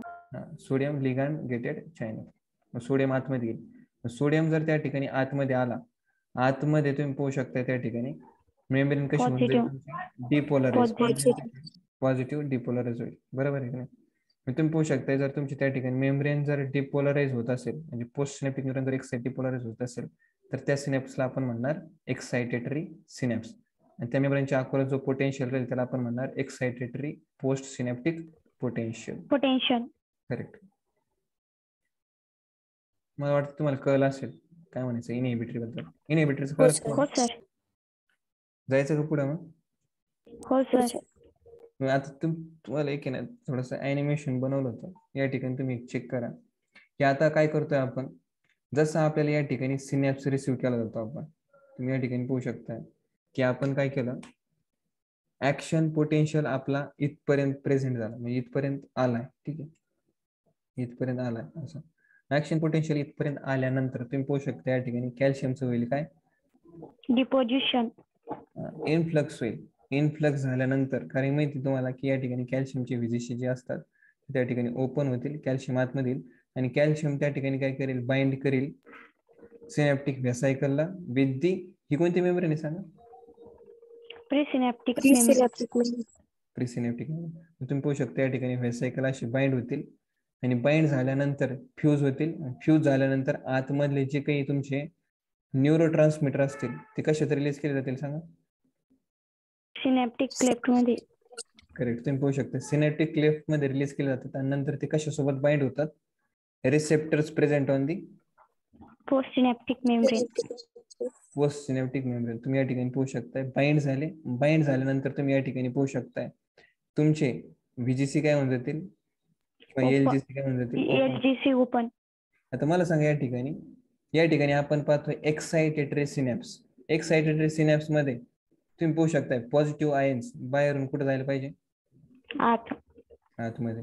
तुम्ही पाहू शकताय मग कोणते एलजीसी open होतील तुमचे, sodium. Sodium एलजीसी. आता त्या ठिकाणी ओपन झाले, ओपनिंग ऑफ सोडियम डिकॅनगेटेड चॅनल आणि त्याच्यामुळे काय होईल त्या ठिकाणी आतमध्ये इन्फ्लक्स होईल कशाचा, पॉझिटिव्ह आयन्स. त्याच्यामुळे आतमधली जी मेम्ब्रेन आहे ते त्या ठिकाणी कशी होती, पोलराइज, डिपोलराइज. डिपोलराइज. मग आपण पाहू शकतो त्या ठिकाणी मेम्ब्रेनच्या अक्रॉस मग कोणता पोटेन्शियल तयार होईल, सिनॅप्टिक मेम्ब्रेनच्या. Correct. Excited post synaptic range. Correct. तुम्ही या ठिकाणी पाहू शकता मॅटर झालं काय, आपण या ठिकाणी काय यूज केलं. सपोज आता एखादं आपण उदाहरण घेऊ एक्साइटेटरी सिनॅप्सचं. ठीक आहे, ऍसिटाइल कोलिन आपण त्या ठिकाणी सपोज एक्झाम्पल घेतलं. कशाचं, ऍसिटाइल कोलिन. सपोज या ठिकाणी ऍसिटाइल कोलिन तुमचा बाइंड झाला रिसेप्टर सोबत. मग मला सांगा त्या ठिकाणी आता या ठिकाणी पॉझिटिव्ह चार्ज तर क्रिएट हो राहिला, पॉझिटिव्ह चार्ज क्रिएट हो राहिला, पॉझिटिव्ह चार्ज क्रिएट हो राहिला. म्हणजे जोपर्यंत तुमचा ऍसिटाइल कोलिन अटॅच आहे तोपर्यंत तुमचे सोडियम एलजीसी काय राहतील सांगा बरं, ओपन. मग आता तुम्हाला काय कंटिन्युअसली एसीएच ऍसिटाइल कोलिन काय अटॅचच ठेवायचं आहे का रिसेप्टर सोबत? नाही. जर कंटिन्युअसली अटॅच ठेवलं तर पॉझिटिव्ह चार्ज पर कार्यक्रम होऊन जायला बसला ना. त्या ठिकाणी आपल्याला काय करावं लागेल, ऍसिटाइल कोलिनचं करावं लागेल ब्रेकडाऊन. काय करावं लागेल, त्याला तोडावं लागेल. काय करावं लागेल, तोडावं लागेल. तोडावं लागेल. मग तोडण्यासाठी आपलं त्या ठिकाणी सिनॅप्टिक क्लेफ्ट मध्ये कुठं सिनॅप्टिक क्लेफ्ट मध्ये प्रेझेंट असते कोलिन एस्टरेज एन्झाईम. प्रेझेंट असते कोलिन एस्टरेज एन्झाईम. म्हणजे कोलिन एस्टरेज एन्झाईम काय करतो, ऍसिटाइल कोलिनला ब्रेक करतो into 2 part, choline and acetic acid. Choline and acetic acid. मग ऍसिटिक ऍसिड त्या ठिकाणी तुमचं पाहू शकता त्याच्यानंतर फर्दर ब्रेकडाऊन होईल वॉटर आणि कार्बन डायऑक्साइड मध्ये. Water and carbon dioxide. आणि कोलिन काय केलं तर परत त्या ठिकाणी आतमध्ये आणलं जातं, आतमध्ये आणलं जातं. नंतर तुम्ही या ठिकाणी जर चेक केलं तर तुमच्या टिलोडेंड्रियाच्या पार्ट मध्ये प्रेझेंट असतात मायटोकॉन्ड्रिया. प्रेझेंट असतात मायटोकॉन्ड्रिया. कोण प्रेझेंट असतं, मायटोकॉन्ड्रिया. तुम्ही या ठिकाणी पाहू शकताय कोलिन तुमच्या एक्स्ट्रा सेल्युलर फ्लुइड मधून आतमध्ये आणलं जातं with the help of choline acetyl transferase enzyme. Sorry, not choline acetyl transferase enzyme, त्याला काही गरज पडत नाही. तो सिंपल डिफ्युजन होऊन आतमध्ये येतो. कसं येतो, सिंपल डिफ्युजन. Diffusion through. जर चेक केलं तुमच्या टिलोडेंड्रियाच्या पार्ट मध्ये असतात मायटोकॉन्ड्रिया आणि मायटोकॉन्ड्रिया मध्ये एन्झाईम प्रेझेंट असतोय कोलिन एसिटाइल ट्रान्सफरेज एन्झाईम. कोणता, कोलिन एसिटाइल ट्रान्सफरेज एन्झाईम. मला एवढं सांगा, हा तर आहे तुमचा कोलिन. याच्यावरती तुम्ही जर त्या ठिकाणी ऍसिटाइल ग्रुप ट्रान्सफर केला, कोणता, ऍसिटाइल. मग कोलिन वरती ऍसिटाइल ग्रुप ट्रान्सफर करणारा enzyme that is choline acetyl transferase enzyme. कळलं का? हो सर. तो कशात प्रेझेंट आहे, क्लोरोप्लास्ट मध्ये. कशात, मायटोकॉन्ड्रिया मध्ये. मायटोकॉन्ड्रिया मध्ये प्रेझेंट आहे. मग तो काय करेल त्या ठिकाणी choline acetyl transferase enzyme attach होईल ऍसिटाइल कोएन्झाइम मध्ये आणि बनवेल ऍसिटाइल कोलिन, बनवेल ऍसिटाइल कोलिन. मग असे भरपूर सारे ऍसिटाइल कोलिन परत त्या ठिकाणी वेसायकल मध्ये पॅक केले जातात, वेसायकल मध्ये पॅक केले जातात. कळेल का ध्यानात? हो सर. मग नंतर तुम्ही या ठिकाणी पाहू शकता की आपण एक गाणं पण म्हणू शकतोय ना याच्यावरती, म्हणा सर. ऍसिड काय म्हणा, बरं ठीक आहे आता म्हणूच नका, तुझी इच्छा पूर्ण कर. तरी ना आपण काय करू, काहीतरी काम करू. 1 मिनिट थांबा, 1 मिनिट वेळ द्या.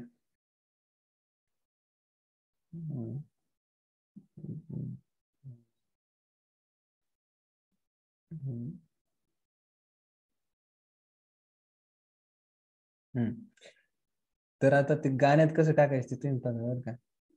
तर या ठिकाणी आपण म्हणू की ऍसिटाइल कोलिन, ठीक आहे,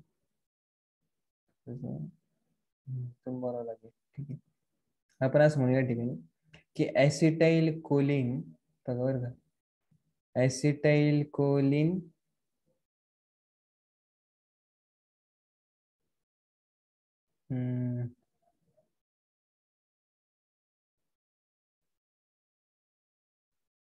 ठीक है, एसिटाइल कोलिन आएगा, काम करेगा, टूटेगा with the help of cholinesterase enzyme, फिर कोलिन आएगा, फिर एसिटाइल कोएंजाइम के साथ जुड़ेगा with the help of choline acetyl transferase enzyme, acetyl choline बनेगा, आएगा, काम करेगा, टूटेगा, जाएगा. एसिटाइल कोलिन आएगा, काम करेगा, यहाँ पे आप देख सकते हो एसिटाइल कोलिन आएगा, मतलब यहाँ पे देखो एसिटाइल कोलिन आएगा, काम करेगा, टूटेगा, कोलिन जाएगा. कौन जाएगा? कोलिन. कोलिन. फिर कोलिन अंदर आ जाएगा, एसिटाइल कोएंजाइम ये बनेगा, मतलब आप देख सकते हो एसिटाइल कोलिन बनेगा, फिर से आएगा, काम करेगा, टूटेगा, जाएगा कौन? कोलिन. एसिटाइल कोलिन बनेगा, आएगा, काम करेगा, टूटेगा, टूटेगा, जाएगा कौन? कोलिन. कोलिन. फिर कोलिन अंदर आएगा, बनेगा कौन? ऍसिटाइल कोलिन. फिर आएगा, काम करेगा, टूटेगा, जाएगा. जाएगा, फिर बनेगा क्या? Acetylcholine. Acetylcholine. With the help of choline acetyl transferase enzyme. With the help of choline acetyl transferase enzyme. आता आपण थोडंसं शॉर्टकट करू. ठीक आहे, आता एकदम लॉजिकली करू. कुठून पण स्टार्ट करू आपण. ठीक आहे, कुठून पण स्टार्ट करू शकतो. इथून आपण स्टार्ट करू. एसिटाइल कोलिन आएगा, ठीक है, एसिटाइल कोलिन आएगा, ठीक है, काम करेगा, टूटेगा, टूटेगा with the help of choline esterase enzyme, जाएगा, कौन जाएगा? कोलिन. कौन जाएगा? कोलिन. फिर बनेगा acetyl choline with the help of choline acetyl transferase enzyme, फिर आएगा, काम करेगा, टूटेगा, जाएगा, कोलिन आएगा, एसिटाइल कोएंजाइम, एसिटाइल कोलिन बनेगा, काम करेगा, टूटेगा, जाएगा, एसिटाइल का बनेगा. एकदम फास्ट म्हणू शकतोय ना, म्हणता नाही राहिलं तर म्हणलं तर कार्यक्रम कोणी म्हणू शकतंय का? म्हणजे काही काही बोललं एसिटाइल कोलिन. हा काय अरे तेच ना, बनूच नाही राहिला, ट्यून बनवून राहील त्याच्यावरती. ठीक है, एसिटाइल कोलिन बनेगा, आएगा, काम करेगा, टूटेगा with the help of choline esterase enzyme, choline जाएगा, आएगा, बनेगा acetyl choline with the help of choline acetyl transferase enzyme, आएगा, ठीक है, फिर काम करेगा, फिर टूटेगा, जाएगा, गेलं उडत.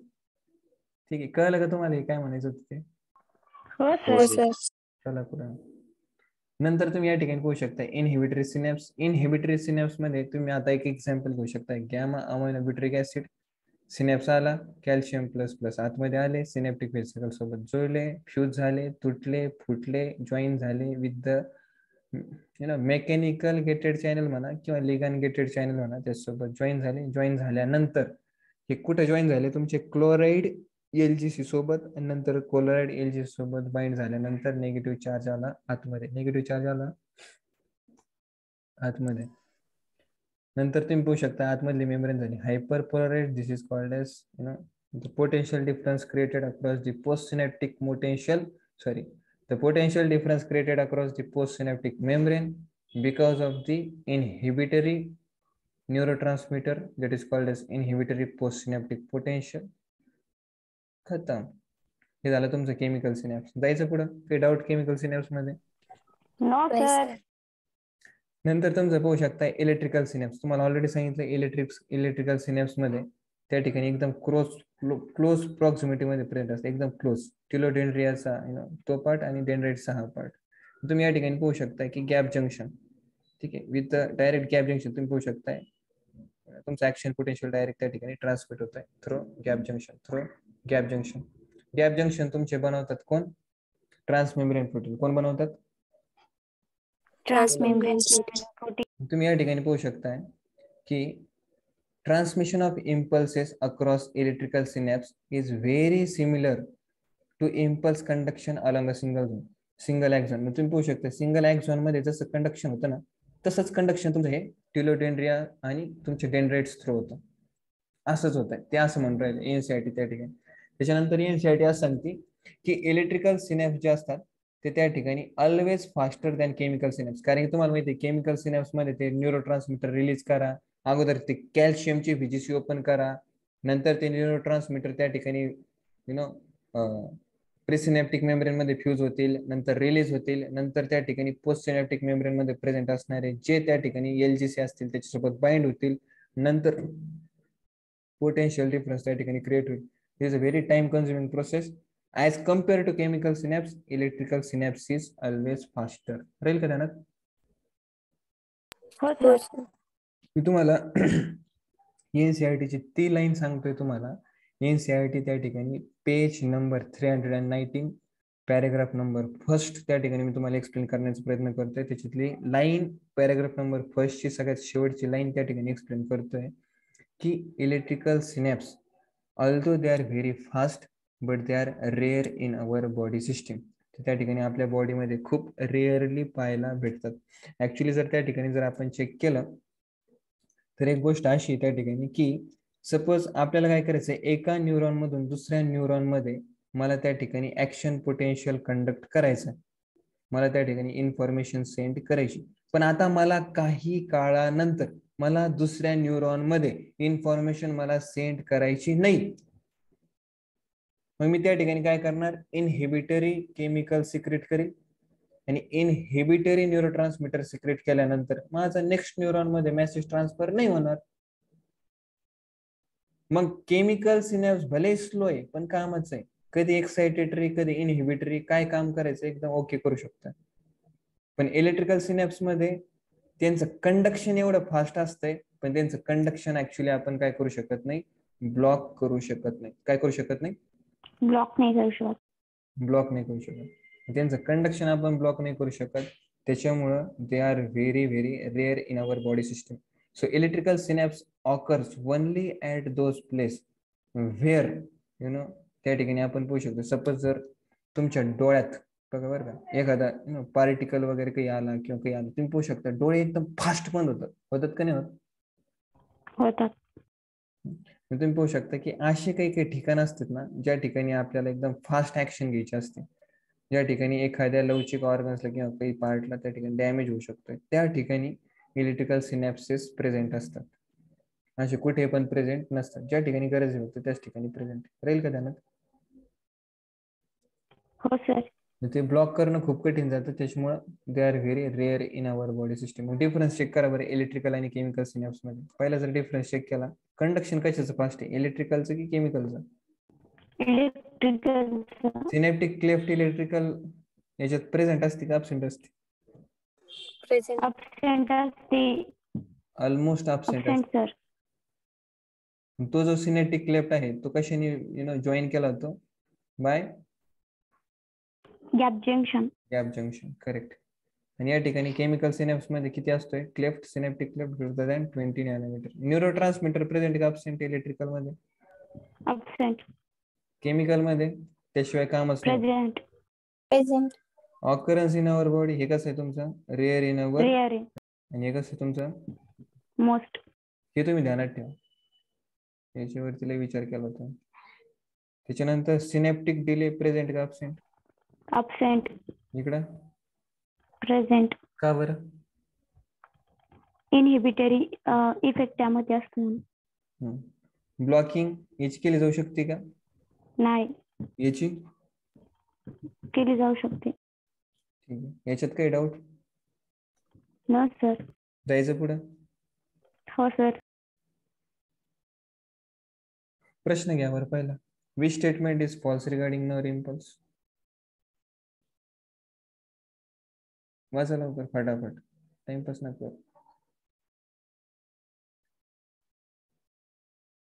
फॉल्स सांगितलं, खोटं खोटं. पाणी पिऊ? Third sir.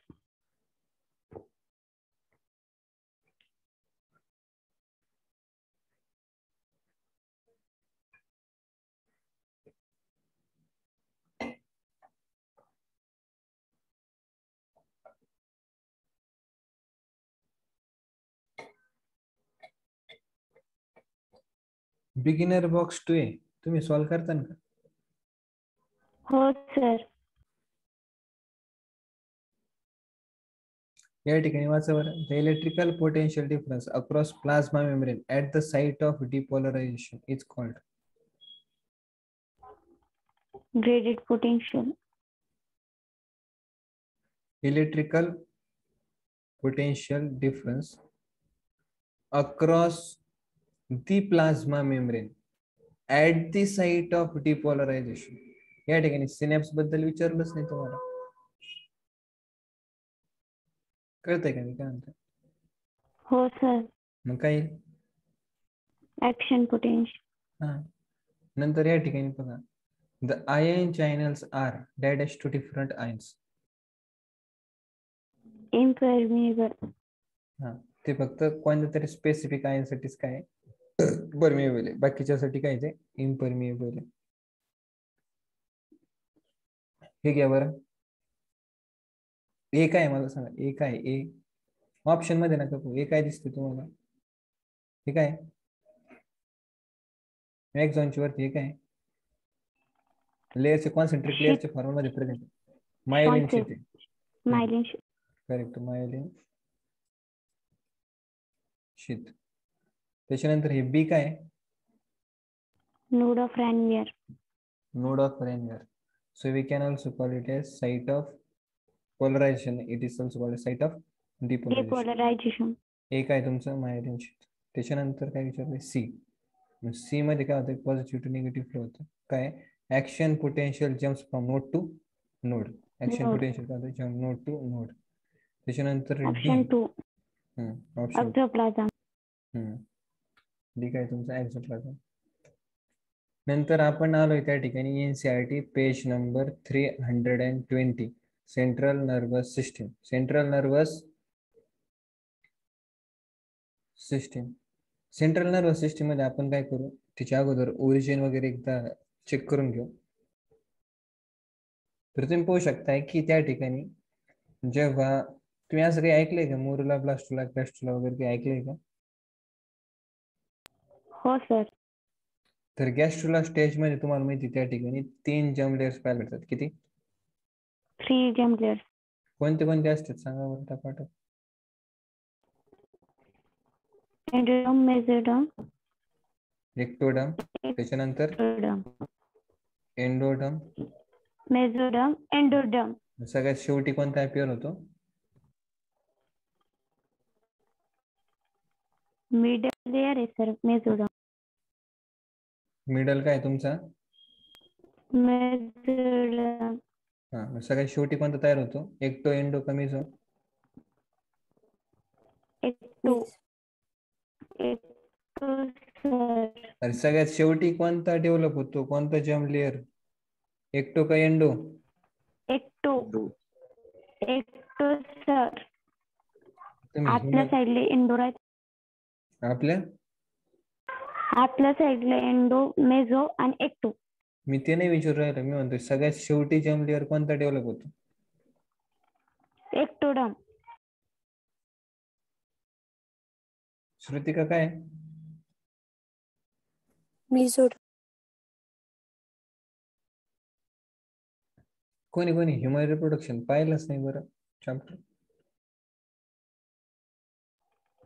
पाहिलं सर, पण गॅस्ट्रोला स्टेजवर डीप नव्हतं सांगितलं सर. क्रॅश कोर्स मध्ये थोडंच नव्हतं. 12 तासच होता ना तो लेक्चर. तुम्हाला सांगितलं 4 दिवसात ते कम्प्लीट करा. सर त्याच्यात एक्सप्लेन नाही केलं पण. एक्सप्लेन नाही केलं का? नाही सर. ऍक्च्युली जो मॅटर जो असतो त्या ठिकाणी की सेल्स जे असतात ना तुमच्या गॅस्ट्रोला स्टेज मध्ये, काही सेल्स जे असतात त्या ठिकाणी अशा पेरिफेरीला अरेंज होतात. ठीक आहे. आणि नंतर काही सेल्स तुम्ही या ठिकाणी पाहू शकता. दुसऱ्या कलरने दाखवतो ना.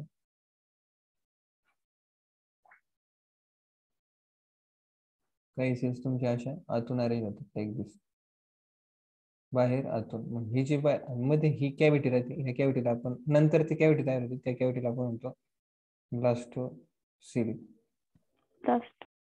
तर ऍक्च्युली हा जो बाहेरचा लेअर असतोय त्याला आपण म्हणतो एक्टोडर्म. त्याच्यानंतर आतला जो असतो त्याला आपण म्हणतो एंडोडर्म. आणि नंतर काय होतं की एंडोडर्म पासून आणि एक्टोडर्म पासून आतमध्ये आणखीन एक लेअर तयार होतो. त्या लेअरला आपण म्हणतो कोणता लेअर? मेसोडर्म. तो मेसोडर्म जो असतो तो ऍक्च्युली सगळ्यात शेवटी डेव्हलप होतो. कसं होतो? सगळ्यात शेवटी डेव्हलप होतो. एवढं ध्यानात ठेवायचं. राहील का ध्यानात? हो हो सर. सर. मग आपण जर त्या ठिकाणी सर. पाहिलं एम्ब्रॉयनिक एक्टोडर्म पासून, जर हे जर मागचं जर एक्टोडर्म जर तुम्ही त्या ठिकाणी पाहिला, हा एक्टोडर्म, तर ह्या एम्ब्रॉयनिक एक्टोडर्म पासून ऍक्च्युली पुढे जाऊन काय होतं या ठिकाणी ऑन दी पोस्टेरियर साइड, किंवा आपण म्हणू शकतोय sorry on the dorsal side. Suppose आपण जर त्या ठिकाणी जर पाहिलं, चेक केलं, नंतर पुढे भरपूर सारे मॉडिफिकेशन होत जातात. म्हणजे मागच्या साईडला आपली जी बॉडी आहे त्याच्या मागच्या साईडला त्या ठिकाणी ऑन दी डॉर्सल साइड त्या ठिकाणी एक ट्यूब, होलो ट्यूब त्या ठिकाणी ओरिजिनेट होती. कशी ट्यूब ही?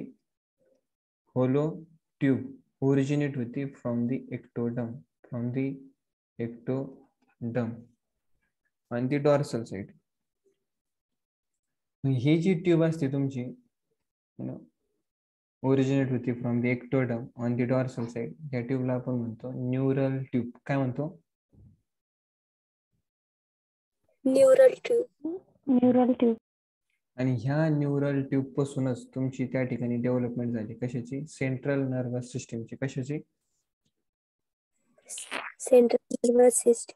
ऍक्च्युली कसं आहे, जेव्हा तुम्ही मेडिकल कॉलेजमध्ये जाता, जेव्हा तुम्ही न्यूरोलॉजी बद्दल स्टडी करणार, तेव्हा तुमची याच्याबद्दल पूर्ण डिटेलमध्ये इन्फॉर्मेशन केली जाईल की सेंट्रल म्हणजे तुमची न्यूरल ट्यूब जी आहे तिची जी फॉर्मेशनची जी प्रोसेस आहे from the ectoderm, that is called as neurulation. त्याला आपण न्यूरोलेशन असं म्हणतोय. ते तुमच्या सिलेबसमध्ये नाही, त्याच्यामुळे तुम्ही ते ध्यानात पण ठेवू नका.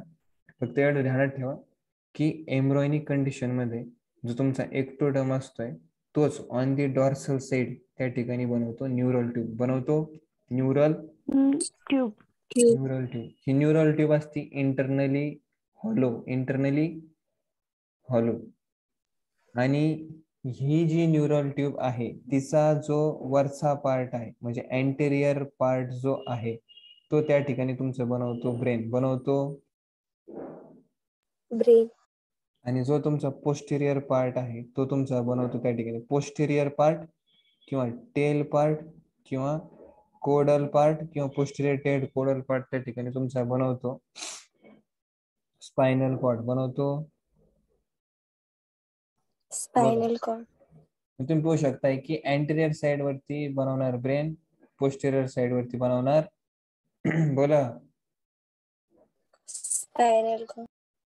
Spinal cord. तुम्ही या ठिकाणी एक गोष्ट ध्यानात ठेवा की तुमची न्यूरल ट्यूब आहे इंटरनली हॉलो, त्याच्यामुळे तुमचं ब्रेन आणि स्पायनल कॉर्ड ते पण कसे इंटरनली हॉलो आहे. कसे येतं?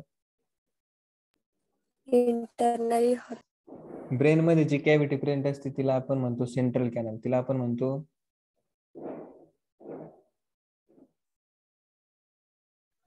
Central canal. आणि स्पायनल कॉर्ड मध्ये जी कॅव्हिटी असते तिला आपण म्हणतो वेंट्रिकल. तिला आपण म्हणतो नाही.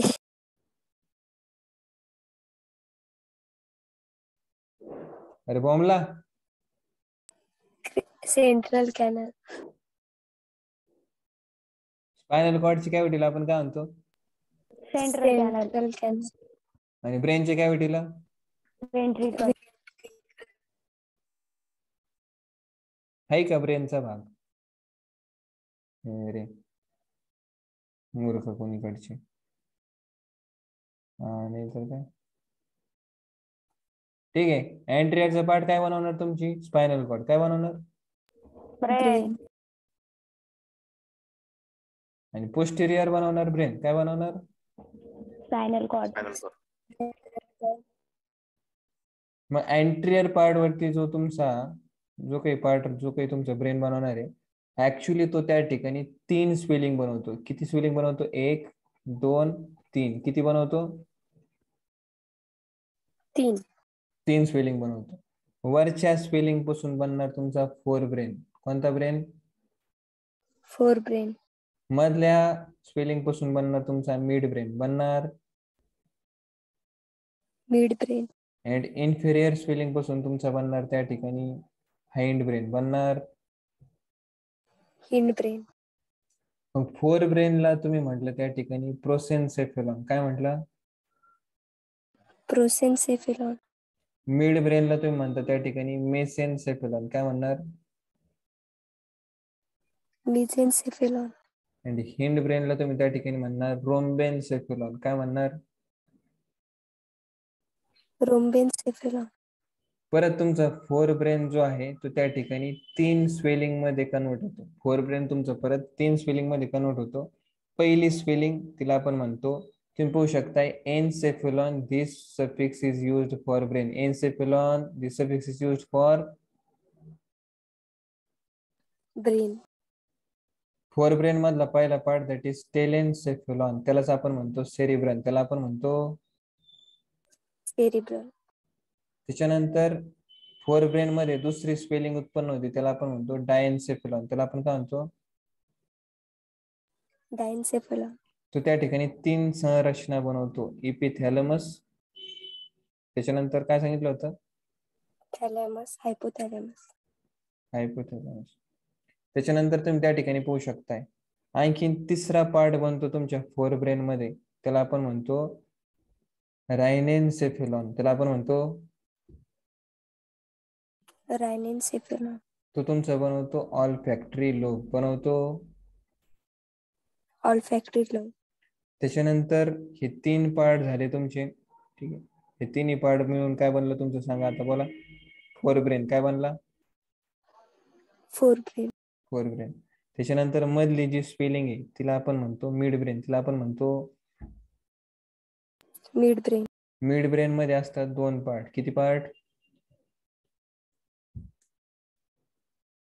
एक असतो तुमचा ऑप्टिक 2. लोब आणि दुसरा असतो तुमचा, बोला. क्युरा सेरिब्री. करेक्ट. क्युरा सेरिब्रे. करेक्ट. क्रुरा सेरिब्राय, किंवा त्याला तुम्ही काय म्हणू शकताय? कॉर्पोरा, बोला. क्वाड्रायजेमिना. काय म्हणणार? कॉर्पोरा क्वाड्रायजेमिना. काल सांगितलं होतं, आज विसरले. त्याच्यानंतर तुम्ही पाहू शकता तिसरी एक स्पेलिंग बनती. ती तिसरी स्पेलिंग तुमची बनवणार, त्याला आपण म्हणणार हाइंड ब्रेन, सगळ्यात मागचा. त्याच्यामध्ये 2 पार्ट राहील. एक राहील तुमचा मेटेनसेफेलॉन, तो बनवेल तुमचा सेरेबेलम अँड पॉन्स. दुसरा राहील तुमचा मायलेनसेफेलॉन, ते बनवेल तुमचा मेडुला ऑब्लॉंगेटा. ते बनवेल तुमचा मेडुला ऑब्लॉंगेटा. मग आता तुम्ही या ठिकाणी पाहू शकता की काही काही टर्म आपल्या डोक्याच्या वरून गेल्या असतील. आपल्या डोक्याच्या वरून. तुम्ही या ठिकाणी हे टेलेनसेफेलॉन, डायनसेफेलॉन, रायनेनसेफेलॉन, मेसेनसेफेलॉन, मेटेनसेफेलॉन तुम्हाला मी सांगतोय, हे तुम्हाला मेडिकल कॉलेजमध्ये माहिती असायला पाहिजे.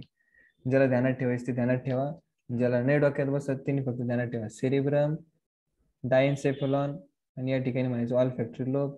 मिड ब्रेन मध्ये ऑप्टिक लोब, त्याच्यानंतर कॉर्पोरा क्वाड्रिजेमिनाय, आणि त्याच्यानंतर मग हिंड ब्रेन मध्ये सेरिबेलम, पॉन्स अँड मेडुला ऑब्लॉंगेटा. हे पार्ट जरी ध्यानात ठेवले तरी खूप छान होतील. सांगण्याचं फक्त महत्वाकांक्षा हीच होती की सेंट्रल नर्वस सिस्टीमची जी डेव्हलपमेंट आहे ती झालेली आहे तुमची एक्टोडर्म पासून. कशापासून? एक्टोडर्म. हा पॉइंट का आला का? हो सर. आपण त्या ठिकाणी पाहू शकतोय की development timing of central nervous system. आपल्याला माहिती सेंट्रल नर्वस सिस्टीम मध्ये येते तुमचे काय काय ब्रेन अँड स्पायनल कॉर्ड येतात तुमचे ब्रेन अँड स्पायनल कॉर्ड. मग ब्रेनची जी डेव्हलपमेंट आहे ती 2 वर्षामध्ये 70 ते 80% होऊन जाते आणि 6 वर्ष झाल्यानंतर म्हणजे तुम्ही बघा लहान मुलगा जो असतो जेव्हा जोपर्यंत तो 6 वर्ष होत नाही तोपर्यंत तिची ब्रेनची 100% डेव्हलपमेंट झालेली नसते. 6 वर्षात 100% डेव्हलपमेंट कम्प्लीट होती. पण जर स्पायनल कॉर्ड जर आपण पाहिलं त्या ठिकाणी तर ती 4 ते 5 वर्षातच तिची 100% त्या ठिकाणी डेव्हलपमेंट केली जाते. याचा अर्थ असा होतो की स्पायनल कॉर्डची डेव्हलपमेंट जी आहे ती ब्रेनच्या अगोदर कम्प्लीट होते. ब्रेनच्या अगोदर कम्प्लीट. नंतर तुम्ही या ठिकाणी पाहू शकताय 2 कन्सेप्ट. या ठिकाणी तुम्ही पाहू शकताय ग्रे मॅटर, व्हाईट मॅटर. कोणता मॅटर? Grey and white. तर तुम्ही या ठिकाणी पाहू शकताय की ग्रे मॅटर, व्हाईट मॅटर. तर ग्रे मॅटर म्हणजे काय की ज्या ठिकाणी कलर ग्रे असतोय ना त्याला आपण म्हणणार ग्रे मॅटर. जर टोटल जर त्या ठिकाणी न्यूरॉन जर स्ट्रक्चर स्टडी केलं की तुमची सेल बॉडी, डेंड्रॉन, डेंड्राइट्स वगैरे, हा तुमचा एक्झॉन, टिलोडेंड्रिया. बरोबर आहे. आता तुम्ही जर या ठिकाणी जर प्रॉपर जर कन्सेप्ट जर चेक केली तर ऍक्च्युली सेल बॉडी वाला पार्ट, डेंड्रॉन डेंड्राइट वाला पार्ट, ठीक आहे, त्याच्यानंतर एक्झॉन वाला पार्ट आणि टिलोडेंड्रिया वाला पार्ट हे सगळे असतात ग्रे कलरचे. सगळे असतात ग्रे सांगा ना कलर. Grey colour. मग जे जे ग्रे कलरचं राहील ते सगळं येईल तुमच्या ग्रे मॅटर मध्ये. कशात येईल? Grey matter. मग ग्रे मॅटर मध्ये काय येईल सांगा? डेंड्रॉन येईल, सायटॉन येईल, त्याच्यानंतर बघा या ठिकाणी सांगितलंय एक्झॉन येईल. काय येईल? डेंड्रॉन, सायटॉन, एक्झॉन. एक्झॉन कोणता येईल सांगा बरं? ज्याच्यावरती मायलिन शीथ अब्सेंट आहे. ज्याच्यावरती मायलिन शीथ अब्सेंट. आणि नंतर व्हाईट मॅटर मध्ये काय येईल? व्हाईट मॅटर मध्ये ते म्हणे तुम्ही मला सांगा डेंड्रॉन वरती आपण कधी मायलिन शीथ केलेली आहे का? नाही. अच्छा. सायटॉन वरती? नाही अच्छा. टिलोडेंड्रिया वरती? केलेली. टिलोडेंड्रिया वरती? केलेली. नाही ग बाई, टिलोडेंड्रिया वरती नाही केली ना. नाही केली ना बाई. केली का नाही केली बाई? नाही. नाही केली. मग फक्त जो एक्झॉनचा हा जो पार्ट राहील ना याच्यावरतीच तुम्ही काय केलेली आहे? मायलिन शीथ केली. म्हणजे ज्याच्यावरती तुम्ही मायलिन शीथ कव्हर केलेली आहे तिचा कलर असतोय व्हाईट. तिचा कलर असतोय व्हाईट. व्हाईट. मग ज्या ज्या ठिकाणी फक्त हेच पार्ट प्रेझेंट आहे ते बनवतात व्हाईट मॅटर. ते बनवतात व्हाईट मॅटर. तुम्ही या ठिकाणी पाहू शकताय की तुम्हाला मी 2 पोझिशन दाखवली. Position first, position second. तुम्ही पाहू शकताय की पोझिशन 1 मध्ये व्हाईट मॅटर आतमध्ये, ग्रे मॅटर बाहेर आहे. पोझिशन 2 मध्ये ग्रे मॅटर आतमध्ये, व्हाईट मॅटर बाहेर आहे. मग व्हाईट मॅटर मध्ये काय येईल? फक्त myelinated nerve fibres that is axon. आणि ग्रे मॅटर मध्ये येतील तुमचे फक्त हे बाकीचे part, dendron, cyton, non medullary nerve fibres, telodendria वगैरे हे सगळे पार्ट येऊन जातील. त्या ठिकाणी एक्झाम्पल स्टडी करण्याचं सांगितलं. एक्झाम्पल कशा कशात पोझिशन 1 पाहायला भेटेल आणि कशा कशात पोझिशन 2 पाहायला भेटेल. मग ते म्हणले त्या ठिकाणी फोर ब्रेनचा जो पार्ट आहे सेरिब्रल त्याच्यामध्ये तुम्ही पोझिशन 1 पाहू शकता. त्याच्यानंतर हाइंड ब्रेनचा जो सेरेबेलम पार्ट आहे त्याच्यात तुम्ही पोझिशन 1 पाहू शकता. मग जर सेरेबेलमला जर कट केलं, क्रॉस सेक्शन जर घेतला तर तुम्ही पाहू शकताय की आउटर पार्ट राहील तुमचा ग्रे मॅटर पासून बनलेला आणि आतमधला पार्ट राहील तुमचा व्हाईट मॅटर पासून बनलेला. आणि नंतर स्पायनल कॉर्डचा कट सेक्शन घेतला मग त्याच्यात आपण पाहू शकतोय ग्रे मॅटर असतात आतमध्ये आणि व्हाईट मॅटर असतोय बाहेर. मेडुला ऑब्लंगेटाचा जर कट सेक्शन घेतला तर त्याच्यामध्ये ग्रे मॅटर असतोय आतमध्ये, व्हाईट मॅटर असतोय बाहेर. राहील का तुमच्या ध्यानात? MS धोनीमध्ये MS धोनीमध्ये व्हाईट मॅटर असतोय बाहेर, अशी काहीतरी गंमत येते. कळलं का? हो सर. MS धोनी बघा बरं का, MS धोनी. धोनी हा क्रिकेटर आहे आणि धोनी म्हणजे यु नो धोनी म्हणजे दूध, ठीक आहे. मिल्क असते व्हाईट कलरचं, मिल्क असते व्हाईट कलरचं, ठीक आहे. आणि व्हाईट, ठीक आहे, व्हाईट कपडे घातले नाही तर काही घाला तुम्ही बघू शकता. सपोज धोनीने जर धुतलेले कपडे घातले, व्हाईट कलरचे कपडे घातले, पण धोनीचं तोंड तर त्या ठिकाणी ग्रेच आहे ना, कपडे भले त्यांनी त्या ठिकाणी बाहेरून घातले पांढरे, आतमधून तो आहे ना ग्रे कलरचा, बरोबर आहे की नाही, त्याचं तोंड वगैरे ग्रे कलरचं आहे. त्याच्यामुळे धोनीने घातले धुतलेले कपडे. तुम्ही पाहू शकता MS धोनी, ठीक आहे. मेडुला ऑब्लिंगेटा आणि स्पायनल कॉर्ड मध्ये तुम्हाला पोझिशन 2 पाहायला भेटेल. कशी पोझिशन पाहायला भेटेल? 2. रेल का ध्यानात आहे? हो सर. त्याच्यानंतर तुम्ही या ठिकाणी पाहू शकता एक सिंपल गोष्ट आहे.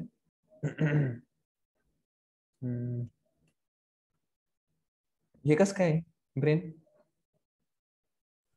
मस्त. अरे मी काय म्हणतोय, तुमचं डोकं असंच आहे का, चमकतं का ते रात्रीच्याला? नाही. मग खरंच ब्रेन असं असतं का? सांगा ना. नाही. अरे ऍक्च्युली शक्तिमानचं ब्रेन आहे. कोणाचं आहे? शक्तिमान. शक्तिमान. तुम्ही पाहू शकता शक्तिमानच्या ब्रेन मध्ये हे असे भरपूर सारे असे फोल्डिंग दिसू राहिले तुम्हाला, फोल्डिंग अशा अशा अशा अशा. हो सर.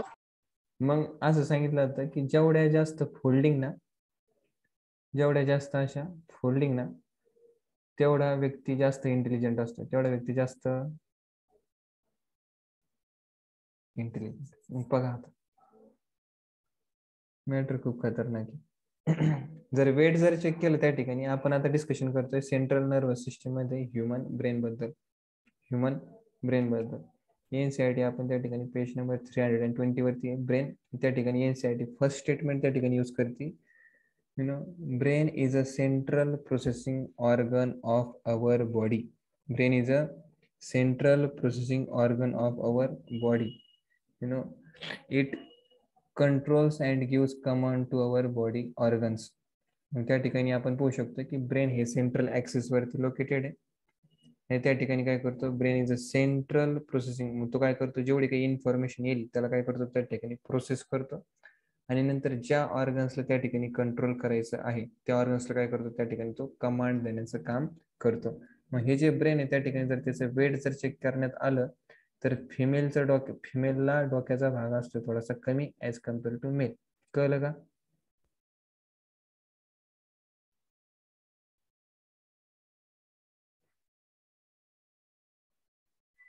शुभांगी इंगळे, हो. तुला कळलं का? फिमेलला डोक्याचा भाग असतो. हा, तर किती किती % डोक्याचा भाग कमी असतो ते तुम्ही कॅल्क्युलेट करू शकता. ह्युमन मेल मध्ये असते 1400 ग्रॅम, फिमेल मध्ये असते 1250 ग्रॅम. तर मी काय म्हणतोय, मला असं वाटतंय या ठिकाणी आपण